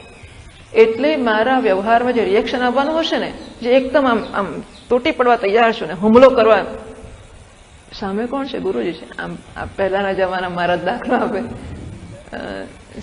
ચિન્મય મિશનનો દાખલો, બરાબર હું કહી દઉં છું. એટલે સાંદીપનીમાં હોય ને, પછી ત્યાંના સેક્રેટરી બધા ઓફિસ બેરર્સ લોકો હોય, એ બધા લોકો અમુક પ્રકારથી ટેવાઈ જ ગયા હોય કે ખુરશી પર બેઠીને ઓફિસમાં સત્તાશીલ હોય, સત્તાનશીન હોય, એટલે સત્તા એમના લોહીમાં જ આવી ગઈ હોય. અને એટલે પછી કોઈની જોડે વ્યવહાર કરે ને, કોઈ આવીને કે સાહેબ જરા આટલું, પેલા બિચારા સાહેબ કહેતા ટેવાઈ જાય, કારણ કે કામ કરાવવું હોય. સાહેબ કરીને વાત કરે એટલે નહીં થાય, કાલે થશે, આમ મોટેથી બોલવાના આવું ટેવાઈ ગયા હોય માણસો. કોઈનો ફોન આવે તો એવી રીતે જ વાત કરે, એટલે ફોન કોઈ ના લે, હેલો હરિઓમ, જેવી ખબર પડે કે સામે મોટા મહારાજ છે, હરિઓમ સ્વામીજી, હા બડા સ્વામીજી. એટલે સ્વામી ચિન્મયાનંદજી મારા સાથે વાત કરવી લેશું, જે જાણતા હશે એને ખબર હશે કે એ કેટલું મહાન કામ હતું. ફોન પર હોય કે ફોન વગર હોય, પણ એમની સાથે વાત કરવી. એટલે માણસ ફોન શરૂ કરે ખરો મોટી ગ્રાહડ પાડીને, હરિઓમ, પણ જેવી ખબર પડે કે મહારાજ વાત કરે છે સામે, તરત જ નમ્રતા આવી જાય. હા સ્વામીજી, હેલો સ્વામીજી, પ્રણામ સ્વામીજી, સ્વામીજી કરતો. જો સામે ખબર પડે કે કોણ વ્યક્તિ છે, તરત જ પેલો જે વ્યવહાર સામાન્ય થતો હોય એ વ્યવહારમાં ફેર પડી જાય, એક નમ્રતા આવી જાય, કોમળ અંદર આવે કે ના આવે, વ્યવહારમાં તો પહેલા આવવી જોઈએ. એટલે હું મહાપુરુષની સાથે, મહાપુરુષ એટલે સમથિંગ, હું નથી કહેતી કે મહાત્મા જ હોવા જોઈએ, હું ઈચ્છું કે ગમે તેની સાથે, પણ ચાલ આપણે શરૂઆત કરીએ છીએ મહાત્માથી. આપણો કોઈ પણની સાથેનો વ્યવહાર નમ્રતાવાળો કે કોમળતાવાળો કે વિવેકવાળો કે રિએક્શનથી મુક્ત હોય એવું ઈચ્છીએ છીએ. પણ શરૂઆત આપણે કમસે કમ, કારણ કે બીજા બધા તો હવે હું જવું એવો છે, બધા જો નમ્રતાથી વ્યવહાર કરું એ તો કંઈ નથી કરતો. એટલે બીજા જોડે જરા મારે આમ હોય કે હું કંઈક છું, અથવા હું સમથિંગ નહીં, હું એવરીથિંગ છું, હોય એવું. કમસે કમ મહાત્મા પાસે શરૂઆત કરીએ કે ત્યાં તો આપણે વિચારીએ કે ભલે હું મહાત્મા કરતાં મોટો છું, મહાત્મા બધું મને પૂછીને કરે છે, કેમ ખુરશી ક્યાં રાખીશું, વ્યાસપીઠ ક્યાં રાખીશું, માઇક ક્યાં રાખીશું, મહાત્મા બધું પૂછીને કરે છે, છતાં પણ કમસે કમ એ મહાત્મા છે. અને એટલા માટે એ જગ્યાએ હું નમ્રતાથી વ્યવહાર કરવાની શરૂઆત કરું. જો એવું થશે તો ધીમે ધીમે વ્યવહારમાંથી વાણી પણ થોડી કોમળ બનતી જશે. હાથ જોડીને પણ માણસ વ્યવહારમાં તો હા શું હતું, કેમ યાદ કર્યો હતો, એવું કહી શકે. પહેલા હાથ જોડે, પછી ધીમે ધીમે વાણી પણ થોડી કોમળ થતી જાય, અને વાણી કોમળ થશે તો ધીમે ધીમે વિચારો છે એ પણ કોમળ થતા જશે, એમાં રુજુતા આવતી જશે. અને તો વિચારોને માટે જે પેલો વિવેક ઈચ્છીએ છીએ આપણે કે કયા વિચારો આવવા ને કયા વિચારો ના આવવા, એ બધામાં એક પ્રકારની વિવેક કે શિસ્ત આવતી જશે. આમાંનું કશું આઇસોલેટેડ કે ઇન્ડિપેન્ડન્ટ વસ્તુ નથી કે આપણે ખાલી વ્યવહારને બદલી કાઢીએ અને બાકીના વાણી અને વિચારોને જેવા છે એવા રાખીએ. ચાલે, થોડો વખત દંભ કરી શકાય, પણ લાંબુ ચાલતું નથી હોતું. અને એટલા માટે આ બધી વસ્તુઓ બહુ જ જરૂરી છે. અર્જુનના પક્ષે જ અર્જુન દુર્યોધનનો ફેર કયો છે? અર્જુન આ છે કે ભગવાન આપણે શું કરીશું, જે કંઈ કરે છે ને એ નારાયણને પૂછીને કરે છે. અર્જુન તો અવિમર્શ્યકારિતયા સ્વયં એવ યત્યંચિત વૃતવાન, એ પોતે કોઈની સાથે પરામર્શ કર્યા વગર ફાવે તે કરે છે, એવું અર્જુને નથી કર્યું. પરેશામ વિમર્શ્યકારિત્વેન નીતિ ધર્મયો કૌશલમ વદન. તો વિમર્શ્યકારિત્વેન, વિમર્શ કરીને કે પરામર્શ કરીને નીતિ અને ધર્મની અંદર એ બીજાઓ કરતા કુશળ છે એવું કહે છે. એ દુર્યોધનનો પક્ષ છે એ નીતિવાળો નથી, ધર્મવાળો નથી. એ નીતિશાસ્ત્રને પૂછતો નથી કે મારે શું કરવું, ધર્મશાસ્ત્રને પૂછતો નથી કે શું કરવું, મહાપુરુષોને પૂછતો નથી કે શું કરવું. અને વિદુર જેવા કોઈ સલાહ આપવા આવી જાય, ભગવાન જેવા કોઈ સમાધાનની વિનંતી કરવા આવી જાય તો તૂટી પડે છે. એટલા માટે એ કોઈની સાથે પરામર્શ કરવામાં સમજતો જ નથી. એમના કરતા આ લોકોની કુશળતા છે કે બધા સાથે પરામર્શ કરે છે. અવિમૃશ્યકારિતયા પરેશાન રાજ્યમ ગૃહીતવાનસીતિ, અને બીજા લોકો છે અવિમૃશ્યકારી છે એટલા માટે એમના રાજ્યને આ ગ્રહણ કરી લે છે. નીતિ ધર્મયો અભાવાત તવ જયો નાસ્તિ મહીપતિ તે સંબોધન સૂચયતી. તો સંજય સૂચવે છે કે મહીપતિ, તમે તો ખાલી કહેવાના જ, મહી એટલે પૃથ્વી, તમે તો ખાલી કહેવાના જ પૃથ્વીપતિ છો, પરંતુ તમારો જે પક્ષ છે અવિમૃશ્યકારી, એ કોઈની સાથે પરામર્શ કર્યા વગર સ્વચ્છંદ વર્તન કરનારો છે, અધર્મનું પાલન કરનારો છે. માટે તમે ખાલી કહેવાના જ રાજ્ય મહીપતિ છો, પૃથ્વીપતિ છો, તમારું રાજ્ય તો આમ ચાલ્યું જવાનું છે. તદેવ અર્જુન વાક્યમ અવતારયતી. અર્જુને શું કહ્યું એ હવે કહે છે 21 અને 22 શ્લોકમાં. અર્જુન ઉવાચ સેનયોરુભયોર્મધ્યે રથમ સ્થાપયમેચ્યુત યાવદેતાન નિરીક્ષેહમ યોદ્ધુકામાનવસ્થિતાન કૈર્મયા સહ યોદ્ધવ્યમ અસ્મિન રણસમુદ્યમે. અર્જુન ઉવાચ. અર્જુન કહે છે હે ભગવાનને, હે ભગવાન, હે અચ્યુત, ઉભયોઃ સેનયોઃ મધ્યે મે રથમ સ્થાપય. અર્જુનભાઈ હવે શેઠ છે અને શ્રી કૃષ્ણ મેં ડ્રાઈવર છે. એટલા માટે એ કહે છે, પણ છતાં વર્તન જે કરે છે અર્જુન એ ભગવાનને સમજીને જ કરે છે કે કેવું કરવું જોઈએ. અને ભગવાન જે વર્તન કરે છે એ સમજીને કરે છે કે હું ડ્રાઈવર છું. બરાબર? ભગવાન સારથી તરીકે, ડ્રાઈવર તરીકે જ વર્તન કરે છે. આજ્ઞા આપે તો અલ્યા તારો સારથી થયો તો કે તારો નોકર થોડો થઈ ગયો છે, આ તો તારી વિનંતીને માન આપીને તારો રથ ચલાવું છું. બાકી એવું ના માનીશ કે તારો ડ્રાઈવર છું. એ જે રોલ લે છે ને પરફેક્ટ કરે છે. જે પણ કામ કરે, કચરા પોતાનો, પછી સારથી થયા એટલે રથમાંથી રોજ રથને સાફ કરવો, ઘોડાને નવડાવવા, બધું એમને કરવાનું. યુદ્ધ પૂરું થાય પછી અર્જુને કે ચાલ તારા ઘોડા તો એ નવડાઈ કાઢાવે, મારે શું છે એવું નથી કહેતા. મહાભારતના યુદ્ધમાં જુઓ, યુદ્ધ કરતી વખતે, યુદ્ધમાં જ્યારે સવાર ઉઠીને ગયા યુદ્ધમાં અને સાંજે યુદ્ધ પૂરું કર્યું ત્યાં સુધી સારથી હતા, ત્યાં સુધી એ રથને હાંકી ખરા. પછી જેવો સાંજ પડી ગઈ, યુદ્ધમાં વિરામ થઈ ગયો, પછી ઘેર આવે, પછી સારથી ખરા. પછી તો કૃષ્ણ થઈ જાય ને કે હું તો શ્રી કૃષ્ણ ભગવાન છું. ઘેર આવ્યા પછી એ ઘોડા નવડાવે છે. એટલે આખા યુદ્ધમાં દિવસ રાત બધો વખત એમણે સારથી તરીકે કામ કર્યું છે. બાપુ કેવી સુંદર વસ્તુ છે. હા, સેવા કોને કહેવાય? આપણે સેવા મારે આવી સેવા પેલી સેવા કરવી તો જુઓ, આને સેવા કહેવાય. જે રોલ છે એ રોલમાં કોઈ સંકોચ જ નથી. એ બતાવે છે કે સ્વામી છે, અને સ્વામિત્વ કહેવાય, અને સ્વતંત્રતા કહેવાય કે કોઈ પણ રોલ કરવામાં એમને શરમ નથી. એ ઘોડા નવડાવે તેમને બીક નથી, હું સારથી થઈ જઈશ, લોકો મને ડ્રાઈવર કહેશે, લોકોને જે કહેવું હોય કે હું જે છું તે છું, શો ફેર પડવાનો છે. પોતાના સ્વરૂપની ઓળખાણ છે, પોતાનું ઐશ્વર્ય પોતાની પાસે છે. એ ભગત છ ઐશ્વર્ય એ સતત જ્યારે અવતાર લે છે ત્યારે પણ જાળવી રાખે છે. અને ત્યારે પછી જે રોલ હાથમાં લે છે એ રોલ એ પૂરેપૂરો ઉત્તમ રીતે કરી આપે છે. આને સ્વતંત્રતા કહેવાય. સ્વતંત્રતા આને કહેવાય. સ્વતંત્રતા એટલે હું તો હંમેશા ખુરશી પર જ બેસું કે સિંહાસન ઉપર જ બેસું, એને સ્વતંત્રતા નથી કહેવાતી. સ્વતંત્રતા એટલે જે સંજોગો મારી પાસે જે અપેક્ષા રાખતા હોય એ અપેક્ષાને હું પૂરી કરું, એને સ્વતંત્રતા કહેવાય છે. એટલે મારી અંદર કોઈ પ્રતિબંધ કે અવરોધ મને નડતો નથી. મારે જે કરવાનું છે, સવારે ચાવી ચડાવીએ ને કે જો બેટા આજે તો તું બહુ સેવા કરજે, હા આપણે કંઈ મહેમાન આવવાના છે એટલે તારે દહીં લઈ આવવું પડશે, શાક લઈ આવવું પડશે, આજે માને જરા મદદ પણ માને શાક પણ સમારી આપજો, બેટા બહુ મહેમાન છે ને એટલે માં થાકી જાય ને તો તું આજે માને મદદ કરજે. એટલે સવારે બહુ ચાવી ચડાવી અને બહુ મસ્કા માર્યો હોય, બપોર પડે સાંજ પડે ઉતરી જાય ચાવી પાછી. રાત પડે કે તો રાત્રે કે પથારી નાખવા, પથારી નહીં નાખું, જો આખો દાડો તારું કામ કર્યો રાતે નહીં કરું, ફોરગેટ ઇટ. ફરી કાલ ચાવી ચડાવી પડે પાછી, એટલે ફરી આખો દાડો કામ કરે, અડધો દાડો કામ કરે, ફરી બપોર થાય કે વચકે પાછું તો હવે તો હું નહીં જ કરું, મારે બહુ થઈ ગયો. એટલે ધીસ ઇઝ ટુ મચ. કેટલી સેવા કરાવત મારી પાસે, બાપ અમારથી ઊભું જ થવાતું નથી, તો બે બાંધવાની તૈયારીમાં જ છું, અમારથી કશું કામ નથી, ફરી પાછી ચાવી ચડાવવી પડે. એને શું કહેવાય? સ્વતંત્રતા કહેવાય. આ તમારા પર ઉપકાર દ્વારા થોડુંક કામ કર્યું, બાકી આગળનું કામ નહીં કરું, એ સ્વતંત્રતા છે? આ તો કેટલી પરતંત્રતા છે, કેટલી ગુલામી છે. આપણે ઉપાધિને વશ થઈ જઈએ અને આમ તમસને વશ થઈ જઈએ. હા આરામ કરીશું, બાપ મળ્યું આટલું કેટલું કામ કરો.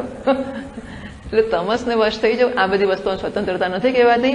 સ્વતંત્રતા આ છે કે હું સારથી થઈ શકું છું, અને જ્યારે સારથી થાઉં છું ત્યારે રથસ્વામી એટલે અર્જુન, રથસ્વામી એટલે શેઠ, આપણા અત્યારના શેઠ અને ડ્રાઈવર, અર્જુન અને શ્રી કૃષ્ણ. તો અર્જુન શેઠ છે અને ભગવાન ડ્રાઈવર છે. અર્જુન અને શેઠનો રોલ કરતા આવડવું જોઈએ. હા પછી તો શેઠની ખુરશીમાં બેઠા પછી આપણે જોડ કરીએ તો ના ચાલે. તો શેઠની ખુરશીમાં બેઠા એટલે શેઠ થતા આવડવું જોઈએ, અને ડ્રાઈવરની ખુરશીમાં બેઠા તો ડ્રાઈવર થતા આવડવું જોઈએ. કેટલાક લોકો, એક શિક્ષક હતા અમારા, તો આમ પછી પ્રમોશન પ્રમાણે હેડ બનતા હોય ને, હેડશીપની લાયકાતથી હેડ બને એક વસ્તુ છે, અને પ્રમોશનથી હવે ના છૂટકે પછી એમનો વારો આવી ગયો, હવે શું થાય એટલે એમને હેડ બનાવી દેવા પડે. અને આવડી મોટી ખુરશી હોય, એ ખુરશીમાં બેસે ને તો આટલા ભાગમાં જ બેસે, આમ આટલા બાજુ બેસે, પછી આમ વાત કરે. હેડ થયા પછી આવી રીતે વાત ના કરાય. તો તમારે હેડશીપને પણ શોભાવવી જોઈએ. એટલે જે રોલ આપણો હોય એ રોલને કરવાને માટેનું પરફેક્શન, મને ખબર નહીં હેડ તરીકે કેવું કરવું, તો શીખી લેવું જોઈએ. કેવું વર્તન કયા રોલમાં કરવું એ શીખી લેવું જોઈએ.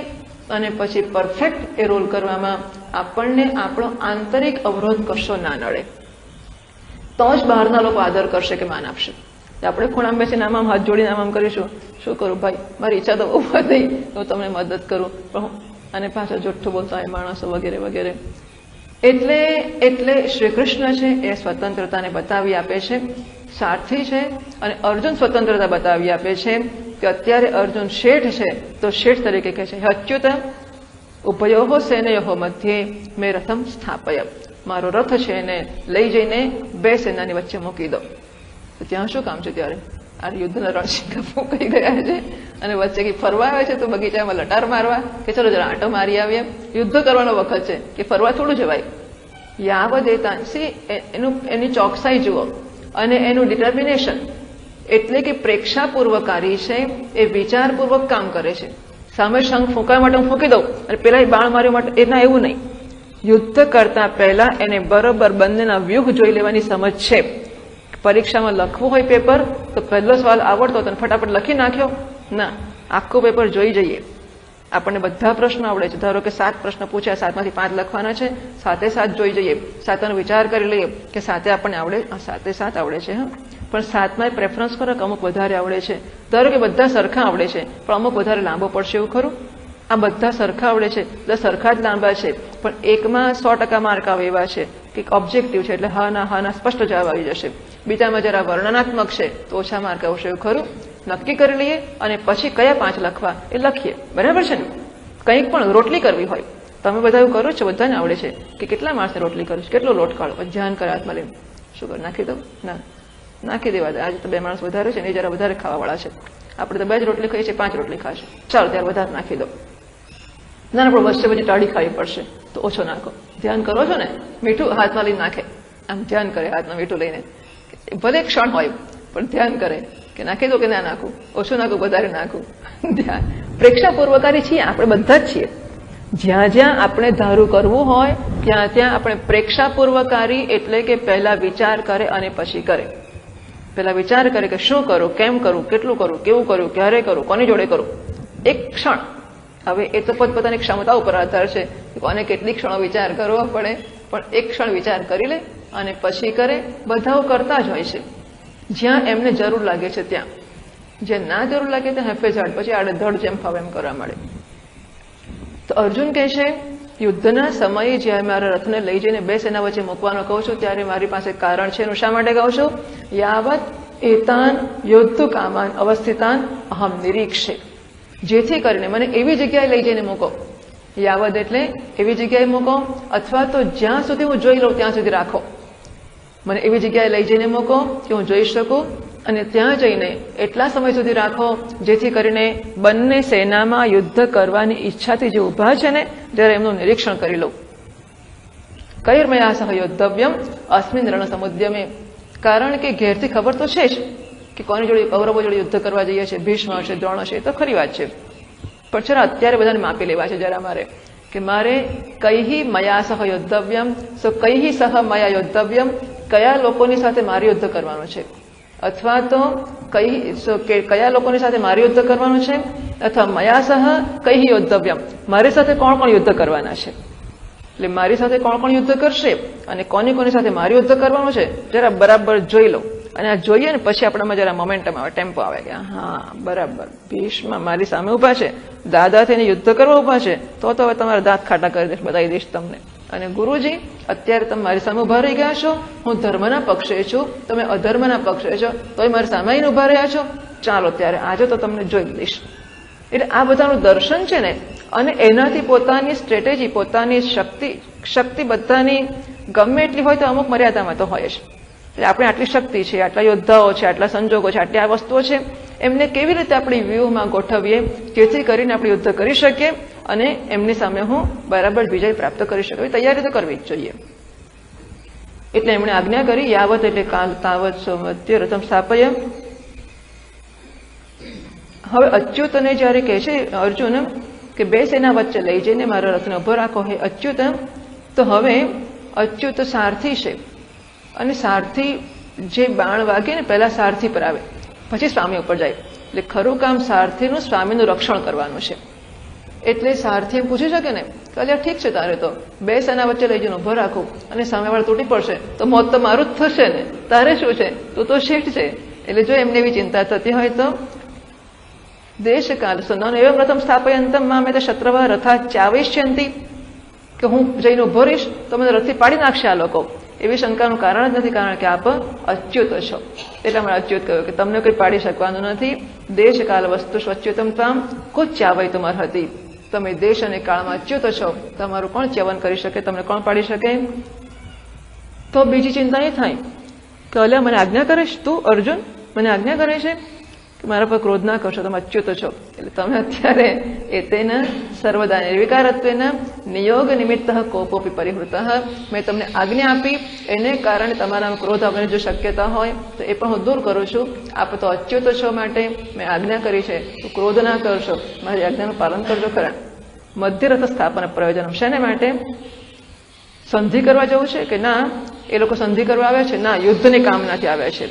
એમને મારે જોવા છે અવસ્થિતાન ન તો ભયાત પ્રચલિતાન, આટલા મોટા શંખ મૂક્યા તો બીકના મારે ભાગી નથી ગયા અને હજુ યુદ્ધ કરવા ઉભા છે, સમજે છે એમના મનમાં. જરા જોઈ લો એમને. ભીષ્મ દ્રોણાદીન યાવત ગત્વા, જ્યાં જઈને હું જોઈ શકું એવા સ્થાનમાં લઈ જાઓ અને જ્યાં સુધી જોઈ શકું ત્યાં સુધી લઈ જાઓ. પણ તું તો યોદ્ધા છે, કે યુદ્ધનું દર્શન કરવા થોડા આવ્યો છે, તો યોદ્ધા છે તો યુદ્ધ કરવું જોઈએ તારે. કે વાત સાચી છે, પહેલા મારે જોવું છે કે કોની સાથે યુદ્ધ કરવાનું છે. બંધુનામ એવ પરસ્પરમ યુદ્ધ ઉદ્યોગે, પરસ્પર ભાઈઓ કે પિતરાઈઓ યુદ્ધ કરવા તૈયાર થયા છે ત્યારે કોની સાથે મારે યુદ્ધ કરવાનું છે અને કોણ તમારી સાથે યુદ્ધ કરવાના છે. કિમ કર્તૃક યુદ્ધ પ્રતિયોગી અહમ, કે કોનો હું પ્રતિયોગી હરીફ બનવાનો છું. આ બધાના વિશે મને મહાન કૌતુક છે. એ જ્ઞાનમેવ મધ્યે રથ સ્થાપન પ્રયોજનમ, તો રથને લઈ જઈને ઉભા રાખવાનું વચમાં એનું પ્રયોજન આશે. 23મા શ્લોકમાં કહે છે યોત્સ્યમાનાનવેક્ષેહમ ય એતેત્ર સમાગતાઃ ધાર્તરાષ્ટ્રસ્ય દુર્બુદ્ધેઃ યુદ્ધે પ્રિયચિકીર્ષવઃ. આ તો બધા ભાઈઓ છે, પરસ્પર ભેગા થઈને સંધિ કરી નાખશે. વળી યુદ્ધ છે ના કરશે તો કહે છે કે ના, યોત્સ્યમાનાન યુદ્ધ કરવાની ઈચ્છાવાળાઓ જે છે, અવેક્ષે અહમ હું એમને જોઈશ, એ અત્યત્ર સમાગતા જે બધા ભેગા થયા છે. કેવા છે? દુર્બુદ્ધિ ધાર્તરાષ્ટ્રસ્ય, ધાર્તરાષ્ટ્ર ધૃતરાષ્ટ્રના પુત્રો, દુર્બુદ્ધિ એટલે કે દુર્યોધન અને એના બધા ભાઈઓ જે દુર્બુદ્ધિવાળા છે, એમના યુદ્ધમાં પ્રિય ચિકીર્ષવ, આ બધા સામે આવીને ઉભા છે. એ દુષ્ટ બુદ્ધિવાળો દુર્યોધન છે, એનું પ્રિય કરવાની ઈચ્છાવાળા છે. એટલે બધા લોકો જો ખરેખર પ્રિય એટલે એને ગમતું દુર્યોધનનું ભલું કરવા આવ્યા હોત તો સલાહ આપી હોત કે અક્કલ વગરનું કામ છે, અધર્મનું કામ છે એક તો, અને બીજું સામા પક્ષે ભગવાન છે, તું હારવાનો જ છે. જો એનું ભલું કરવાવાળા હોત તો એમણે એને સાચી સલાહ આપી હોત, પણ ભલું કરવાવાળા નહોતા, એને ગમતું કરવાવાળા હતા. આ ફેર ઓળખવા જેવો છે, ગમતું કરવું અને ભલું કરવું. મોટા ભાગના લોકો મોટા ભાગના સંબંધોમાં ગમતું કરવા તૈયાર હોય છે, બરાબર. અને આજકાલ છોકરાઓને ગમતું જ મા બાપો કરે છે. મારા છોકરાને ચોકલેટ ખાવી છે, ચોકલેટ ખવડાવો. છોકરાને હોટલમાં જવું છે, હોટલમાં લઈ જાઓ. ફિલ્મમાં જવું છે, ફિલ્મમાં લઈ જાઓ. છોકરાઓને ગમતું કરે છે, પણ છોકરાઓને ભલું શું છે એ વિચારી શકતા પણ નથી, અને વિચારે તો કરી શકતા નથી. મોટા ભાગના સંબંધ આ પ્રકારના હોય છે કે આપણે પરસ્પરને ખુશ રાખવાનો પ્રયત્ન કરતા હોઈએ છીએ, પરંતુ સાચું એના હિતમાં જે હોય એ કહેવાનું કાં તો આપણે જાણતા પણ નથી, કાં તો ઈચ્છતા પણ નથી, અને કાં તો હિંમત કરી શકતા નથી કે નારાજ થઈ જશે તો. અને કમનસીબે સામા માણસ હોય છે પણ પોતાનું ભલું સમજતા નથી, અને એટલા માટે એની પાછળની દીર્ઘ દૃષ્ટિ કે ભલે અને હિતની ઈચ્છા છે જોઈ શકતા નથી, અને એમ જ સમજે છે કે મારું ગમતું નથી કરતા, માટે મારા દુશ્મન જ છે. છોકરો ચોકલેટ માંગે ને મા બાપ ના આપે એટલે છોકરો કહે કે જો મારા મા બાપ એવા નકામા છે ને, બીજા છોકરાને મા બાપ રોજ ચોકલેટ આપે છે કે જો એના મા બાપ કેટલા સારા છે અને મારા કેવા ખરાબ છે, મને ચોકલેટ આપતા જ નથી. એક છોકરાને ફિલ્મ જોવા જવું, બહાર જવા દેતા હોય, બીજાને ના જવા દે. મને એક છોકરીના બાળ વિહારમાં બહુ વર્ષો પહેલા આવીને કે મારા પપ્પા મને તો જરાય પ્રેમ કરતા નથી. કે કેમ પ્રેમ કરતા નથી? મારી જ્યારે વર્ષગાંઠ હોય ને ત્યારે મને ગાંધીજીની એવી ચોપડીઓ લઈને આપે છે, અને મારા ભાઈને સરસ રમકડા લઈ આપે છે. મારો નાનો ભાઈ છે, એને વર્ષગાંઠ હોય ને તો સરસ રમકડા લાવી આપે છે, અને મારી વર્ષગાંઠ હોય તો મને એ આવી ચોપડીઓ લઈને આપે છે કે ગાંધીજીની હોય ને બીજા મહાત્મા, એ બધી ચોપડીઓ. પપ્પા મને જરાય પ્રેમ કરતા નથી. બોલો, પ્રેમ કરે છે કે નહીં? ખરું. પણ નાના છોકરાનું પરસેપ્શન આવું હોય. એટલે મા બાપે ભલું ઈચ્છવું જોઈએ, ભલું કરવું જોઈએ, એને સમજાવવું પણ જોઈએ કે જો બેટા આવું છે એટલા માટે હું આ કરું છું. નહીં તો કેટલી મોટી મુશ્કેલીઓ એક અંતર ઊભું થઈ જાય પછી કે બાળકને હંમેશા એવું લાગવા માંડે કે આ બાપ નાના માટે પક્ષપાત કરે છે, મારું તો ખરાબ જ ઈચ્છે છે, મારું કહેલું કશું કરતા જ નથી, મારું ગમતું કરતા નથી. ક્યારેક એને ગમતું કરીને મસ્કાઈ મારવા ખુશ રાખવું જોઈએ, એની ખુશીનું આવાહન કરતા રહેવું જોઈએ, અને છતાં ભલું કરતા રહેવું જોઈએ. એટલે આવું થાય કે આપણને સમજ ના પડે. આ બધા કેવા છે? યુદ્ધે પ્રિય ચિકીર્ષવ, ધાર્તરાષ્ટ્રાણામ, ધૃતરાષ્ટ્રના પુત્રો છે એટલે કે દુર્યોધન વગેરે છે. એમનું ભલું તો યુદ્ધ ન કરવામાં અને પાંડવોને ધર્મથી એમનું રાજ્ય આપી દેવામાં છે. એ બિચારા કહેતા નથી કે આખું અમને આપી દો. ખરેખર આખા રાજ્યના હકદાર એ લોકો છે. પાંડવો આખા રાજ્યના હકદાર છે, કારણ કે દુર્યોધન કરતા મોટા ભાઈ છે અને રાજ્ય મોટા દીકરાને જ મળે. ખરેખર ધૃતરાષ્ટ્રની સામે પાંડુ હકદાર હતો, કારણ કે ધૃતરાષ્ટ્ર હતો એ આંખો વગરનો હતો, માટે પાંડુનો હક હતો. અને પાંડુના ગયા પછી દુર્યોધન કરતા યુધિષ્ઠિર મોટા છે, માટે યુધિષ્ઠિર હકદાર છે. એટલે હકથી તો આખું રાજ્ય એમનું છે. બિચારા કહે છે અડધું આપો, અડધું ના આપો તો 5 ગામ આપો, 5 ગામ આપો, 5 ઘર આપો. તો કોઈક તો સલાહ આપનાર નીકળવું જોઈએ ને આટલા બધામાંથી કે આ ખોટું છે ને તું કર. પણ કોઈ એનું ભલું ઈચ્છતું જ નથી. યુદ્ધમાં પ્રિય ચિકીર્ષવ, એટલે કે દુર્યોધનને શું ગમશે? એના પક્ષેથી યુદ્ધ કરે અને મરે અને મારે. મરવા માટે તો ભલે મરો તો મરો, પણ મને ગમતું કરો, આવું કરનારા છે. એવા બધા લોકો ભેગા થયા છે.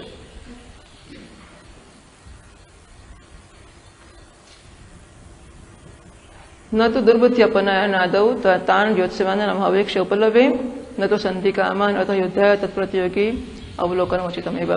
एवम् अर्जुनेन प्रेरितः भगवान् अहिंसारूपं धर्मम् आश्रित्य प्रायशः युद्धात् तं व्यावर्तयिष्यति इति धृतराष्ट्राभिप्रायम् आलक्ष्य निराचिकीर्षुः संजयः धृतराष्ट्रं प्रति उक्तवान् इति वैशम्पायनः जन्मेजयं प्रति।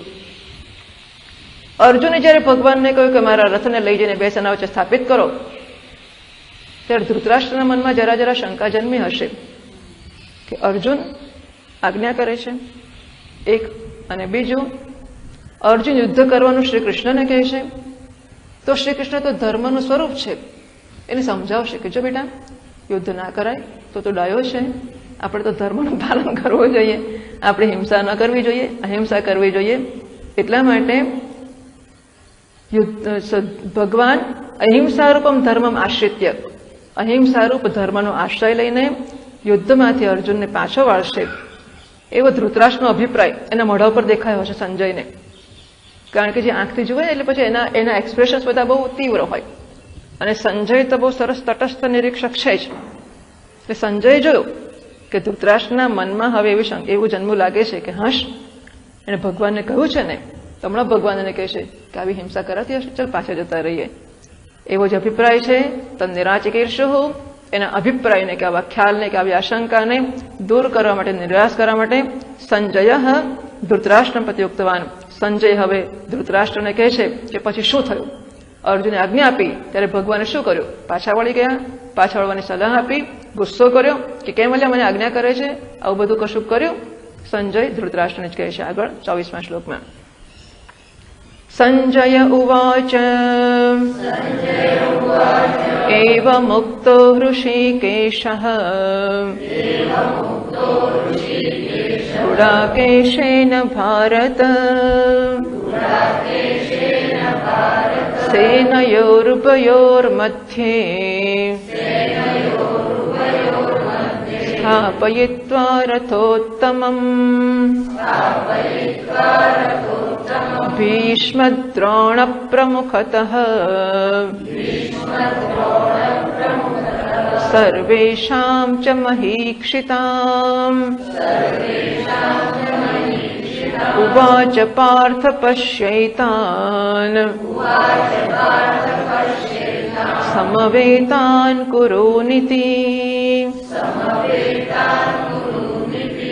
અને સંજય ધૃતરાષ્ટ્રને કહે છે ઋષિકેશ એવ મુક્ત અર્જુનેન ગુડાકેશેન, ગુડાકેશ અર્જુને જ્યારે ભગવાનને આ પ્રકારે કહ્યું કે મારો રથ લઈ જાઓ અને બે સેના વચ્ચે સ્થાપિત કરો, બસ તરત જ જરા પણ વખત બગાડ્યા વગર ઋષિકેશ સેનયોઃ ઉભયોઃ મધ્યે રથને લઈ ગયા અને ઘડીના છઠ્ઠા ભાગમાં બે સેના વચ્ચે ઉભો રાખી દીધો, અને રથોત્તમ ઉત્તમ રથ, એ તો ચૂકે જ નહીં પાછો સંજય, એમના પક્ષની ઊંચાઈ બતાવવામાં તો ક્યારેય પાછો ના પડે, ઉત્તમ રથ હતો એમનો, એ ઉત્તમ રથને, અને પાછા કેવા છે ઋષિકેશ અને ગુડાકેશેન, ગુડાકેશ ગુડાકાયાઃ ઈશઃ, ગુડાકા નિદ્રાને કહે છે।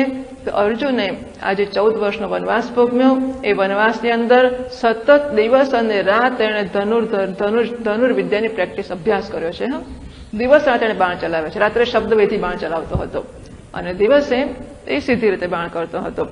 એટલે પેલી એકાગ્રતાને માટેનું અર્જુનનું ઉદાહરણ તો તમે જાણતા જ હશો કે જ્યારે એમની ધનુર્વિદ્યાની પરીક્ષા એકવાર રાખવામાં આવી હતી, કૌરવો અને પાંડવો બધા એક જ ગુરુ પાસે ભણતા હતા, દ્રોણાચાર્ય પાસે, અને પછી એમની પરીક્ષા એકવાર હતી, તો પરીક્ષાના દિવસે કંઈક જંગલમાં, તો એમનું બધું જંગલમાં જ ચાલે, એ સરસ વસ્તુ, ગુરુકુળ હોય જંગલમાં, એટલે મજા તો ખરી જ, આવું પવિત્ર અને એકદમ શાંત વાતાવરણ હોય, એમાં કે નદી કિનારે ઝાડબાડ ઉપર એક પક્ષી બેઠું છે અને પક્ષીની જમણી આંખ વીધવાની છે પોતાના બાણથી, લક્ષ્યવેધ।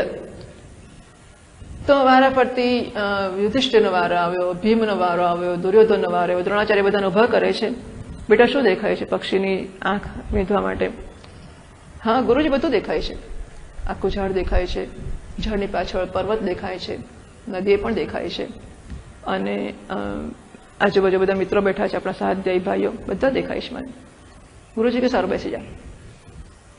ભીમ આવ્યો, ભીમને તો ઘેર રસોઈ થઈને પાસે આવતી હશે કે મને તો પેલા દેખાય છે, લાડવા દેખાય છે, કે કઈ ને આપણે પછી જોઈશું, પછી હું કેવડાઈશ, એટલે આ એક સરસ જવાબ હોય છે. આપણે હા ના કેવું ના હોય ને પછી અમે કેવડાવીશું, એટલે કે અમે પછી તમને કહીશું, અમે ના પણ કહીએ અથવા ના જ કહીશું. આમ ધીમે ધીમે બધા બેસી ગયા કે મને તો પેલું ફૂલે દેખાય છે, ભમરીએ દેખાય, બધું દેખાય. ચારે પેલું કોણ આવ્યું પણ મને ખબર છે, કોણ પાછળ ગઈ મને જોયું છે નથી? ના ના મેં જોયું ને, પાછળ જોયું. અને અને પેલું મંદિરમાં હા એ મને ખબર, ત્યાંય મને સંભળાય, બધું દેખાય, મને બધું સંભળાય. બેસી જા. અર્જુનનો વારો આવ્યો. અર્જુન તને શું દેખાય છે? પક્ષીનું માથું દેખાય છે, આખું માથું દેખાય છે, પક્ષીની 2 આંખ દેખાય છે, 2 આંખ દેખાય છે, જમણી જ આંખ દેખાય છે. અને શૂટ એને આજ્ઞા મળી કે તું લક્ષ્ય વેધ કર. આખી દુનિયા દેખાતી હોય તો એકેય લક્ષ્યનો વેધ ના થાય, કશાનો વેધ ના થાય. માત્ર લક્ષ્ય દેખાતું હોય તો જ લક્ષ્યનો વેધ થાય. એટલે જીવનમાં કંઈક પણ કરવું હોય ત્યારે આપણને એક તો લક્ષ્યની ખબર હોવી જોઈએ, અને પછી નજરમાં સતત એ લક્ષ્ય હોય કે હું જે કંઈ કરું છું એ આ હેતુથી કરું છું, આ હેતુથી કરું છું, આ હેતુથી કરું છું. હું જે કરું છું, ચાલ આજે પૈસા મળે પૈસા લઈ લો, કાલે પ્રતિષ્ઠા મળે પ્રતિષ્ઠા લઈ લો, આજે ભાઈબંધ મળે તો ભાઈબંધ લઈ લો. જ્યારે જે મળ્યું તે લઈ લો અને પાછા આવો તો આ માણસો કશું જ ના કરી શકે. નક્કી કરીને ગયા છીએ કે મારે શું મેળવવું છે અને એ જ મેળવવું છે, અને એનાથી ઓછી કે વધતી કોઈ વસ્તુ માટે હું બાંધછોડ નહીં કરું. ઓછી કે વધતી, ઓછી મળે તોય નહીં, એનાથી ઊંચી મળે કે નીચી, મારે કોઈ વસ્તુ જોઈશે જ નહીં. મારે જે કરવું છે એ જ હું કરીશ, અને એ હું 100% કરીશ. બરાબર છે? તો જ લક્ષ્યનો વેધ કરી શકાય. આ ગુડાકેશ આવો અર્જુન છે, અને નિદ્રા પર વિજય પ્રાપ્ત કર્યો છે. એને ચોટલી બાંધવી નથી પડી. હા, વગર ચોટલી બાંધે, ચોટલી બાંધીને કરતો એ સરસ વસ્તુ છે, પણ ચોટલી પણ નથી બાંધવી પડી. અને અર્જુને દિવસ રાત ધનુર્વિદ્યાનો અભ્યાસ કર્યો છે. જિંદગીમાં કશું પ્રાપ્ત કેવી રીતે થાય છે? ફાવે ત્યારે ખાધું, ફાવે ત્યારે પીધું, ફાવે ત્યારે ઊંઘે. હોય કંઈ પાયજામ ફિલોસોફી બડા સ્વામીના શબ્દોમાં તો જેમ હોતી હૈ ચલતી હૈ, જે થયું તે કર્યું, જ્યારે થયું તે કર્યું. ઠીક છે, હવે કાલે કરીશું, એમાં શું, આજે તો જરા આંટો મારીએ પછી જોયું જશે. એવી રીતે નથી થતું હોતું. જે માણસો જિંદગીમાં કશુંક સિદ્ધ કરી શક્યા છે કે પ્રાપ્ત કરી શક્યા છે એ 24 કલાક એક જ ધ્યેયની પાછળ પડ્યા છે. 24 કલાક. આ ઉદ્યોગપતિઓ બધા જે કંઈ મોટા લોકો હશે જેમણે સિદ્ધ કર્યું, અથવા અત્યંત ધનવાન લોકો હશે, શું જિંદગીમાં એમને આમ આમ આવી રીતે જીવ્યા હશે કે ચાલો ઠીક છે આમ કર્યું પેલું કર્યું, હરવા ગયા ફરવા ગયા, એવું કર્યું હશે એમણે? દિવસ રાત છોડીને કશું એમને સૂઝે જ ના. અરે ઘર બહાર છોડીને સંન્યાસીઓ વિરક્ત લોકો હશે, રિસર્ચ કરતા હશે.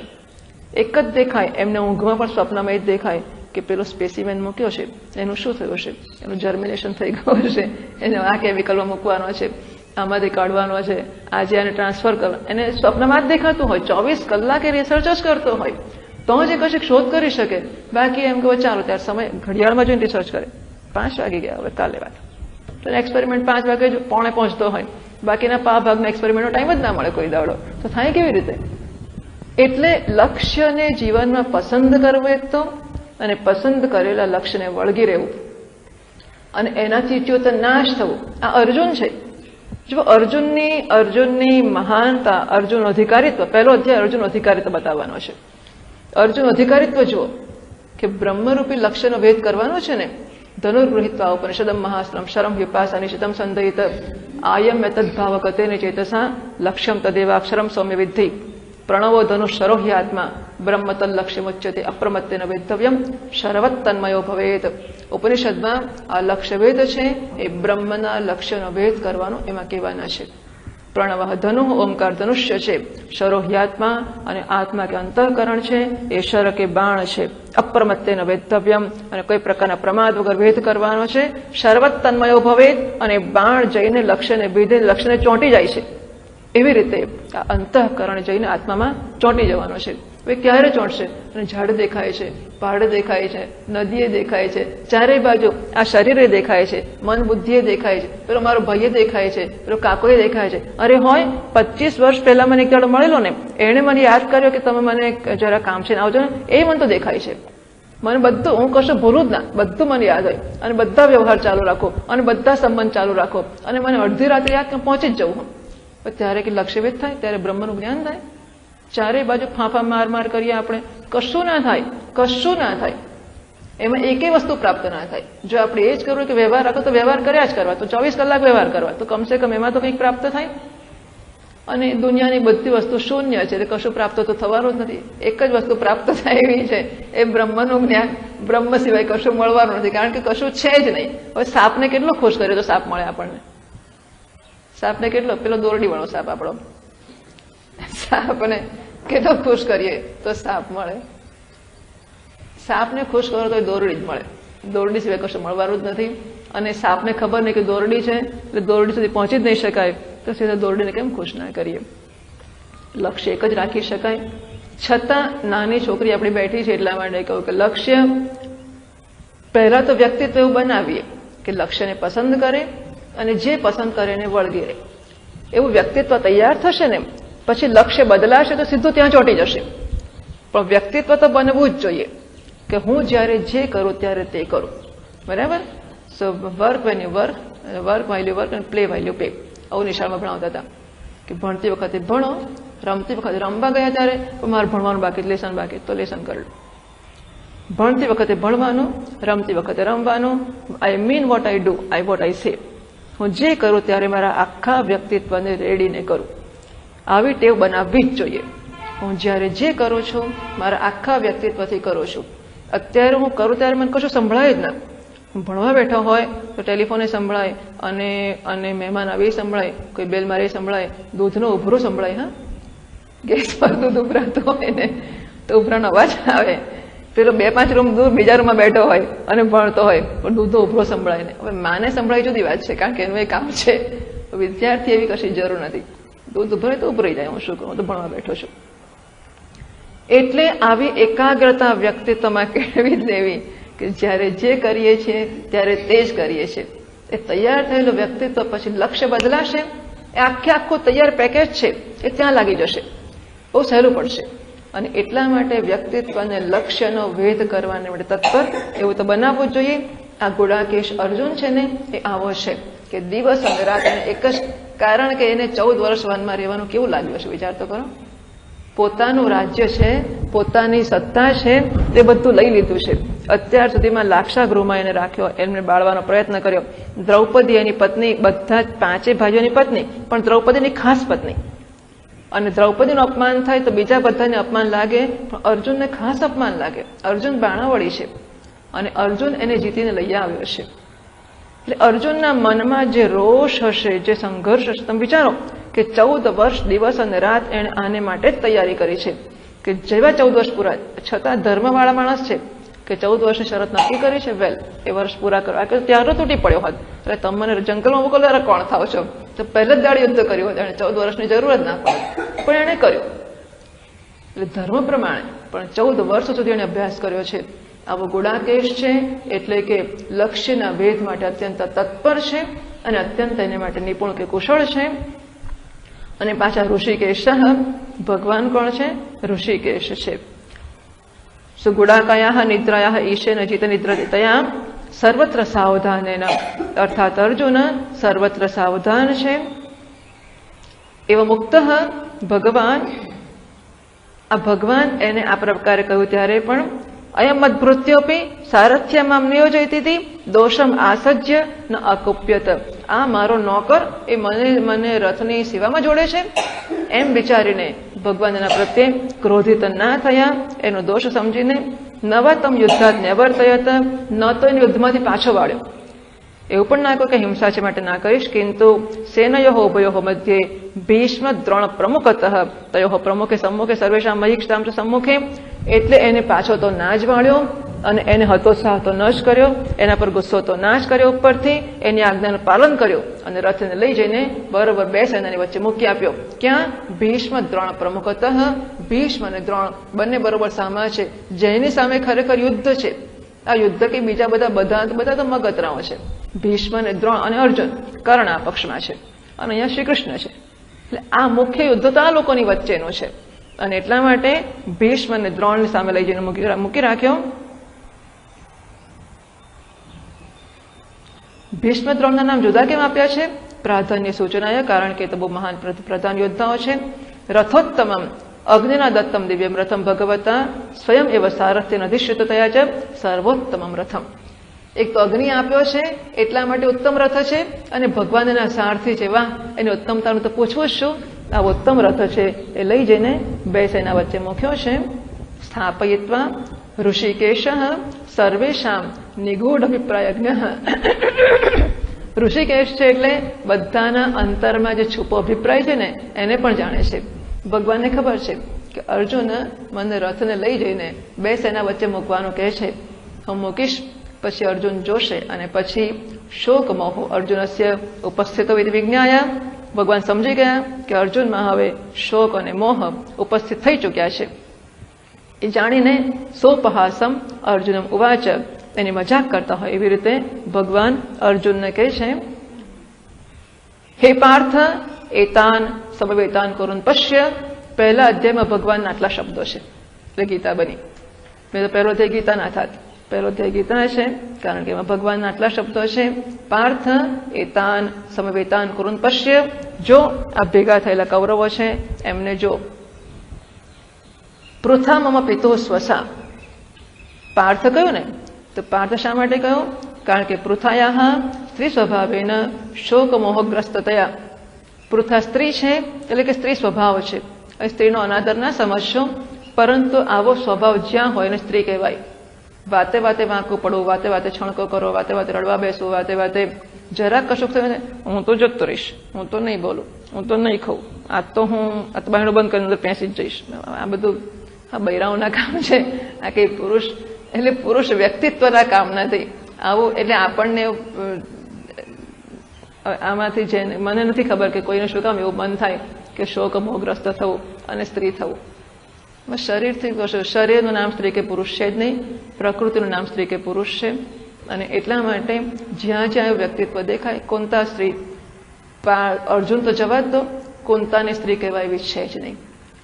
કોંતાએ ભગવાનને પ્રાર્થના કરી, વિપદસ્સંતુ ન શાશ્વત, અમને હે ભગવાન હંમેશા વિપત્તિઓ જ આવતી રહે, જેથી કરીને ડગલે અને પગલે અમે તમને યાદ કરીએ.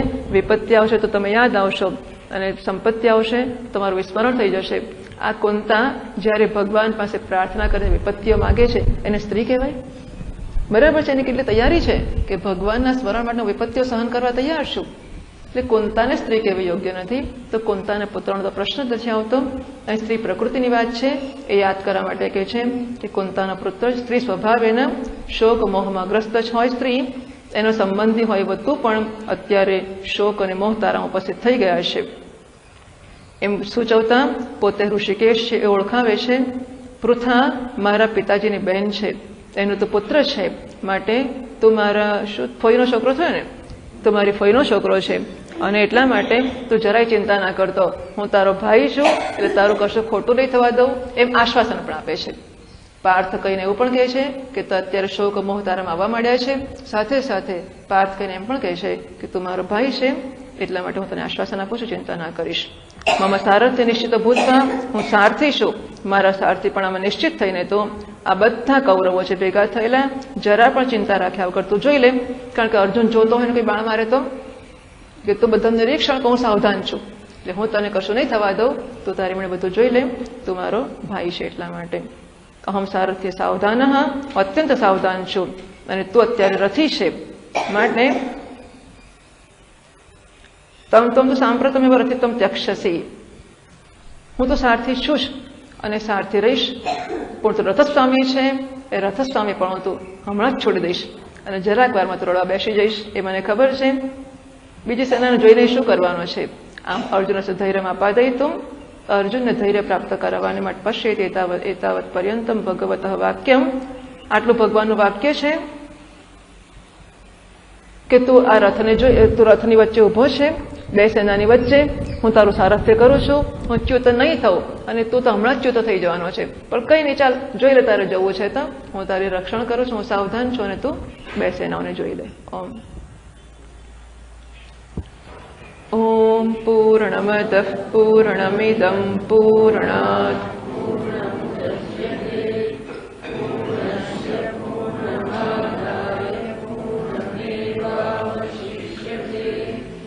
ઓમ શાંતિ શાંતિ शान्तिः शङ्करं शङ्कराचार्यं केशवं बादरायणं सूत्रभाष्यकृतौ वन्दे भगवन्तौ पुनः पुनः। ईश्वरो गुरुरात्मेति मूर्तिभेदविभागिने व्योमवद्व्याप्तदेहाय दक्षिणामूर्तये नमः। ॐ शान्तिः शान्तिः शान्तिः। हरिः ॐ श्रीगुरुभ्यो नमः। हरिः ॐ।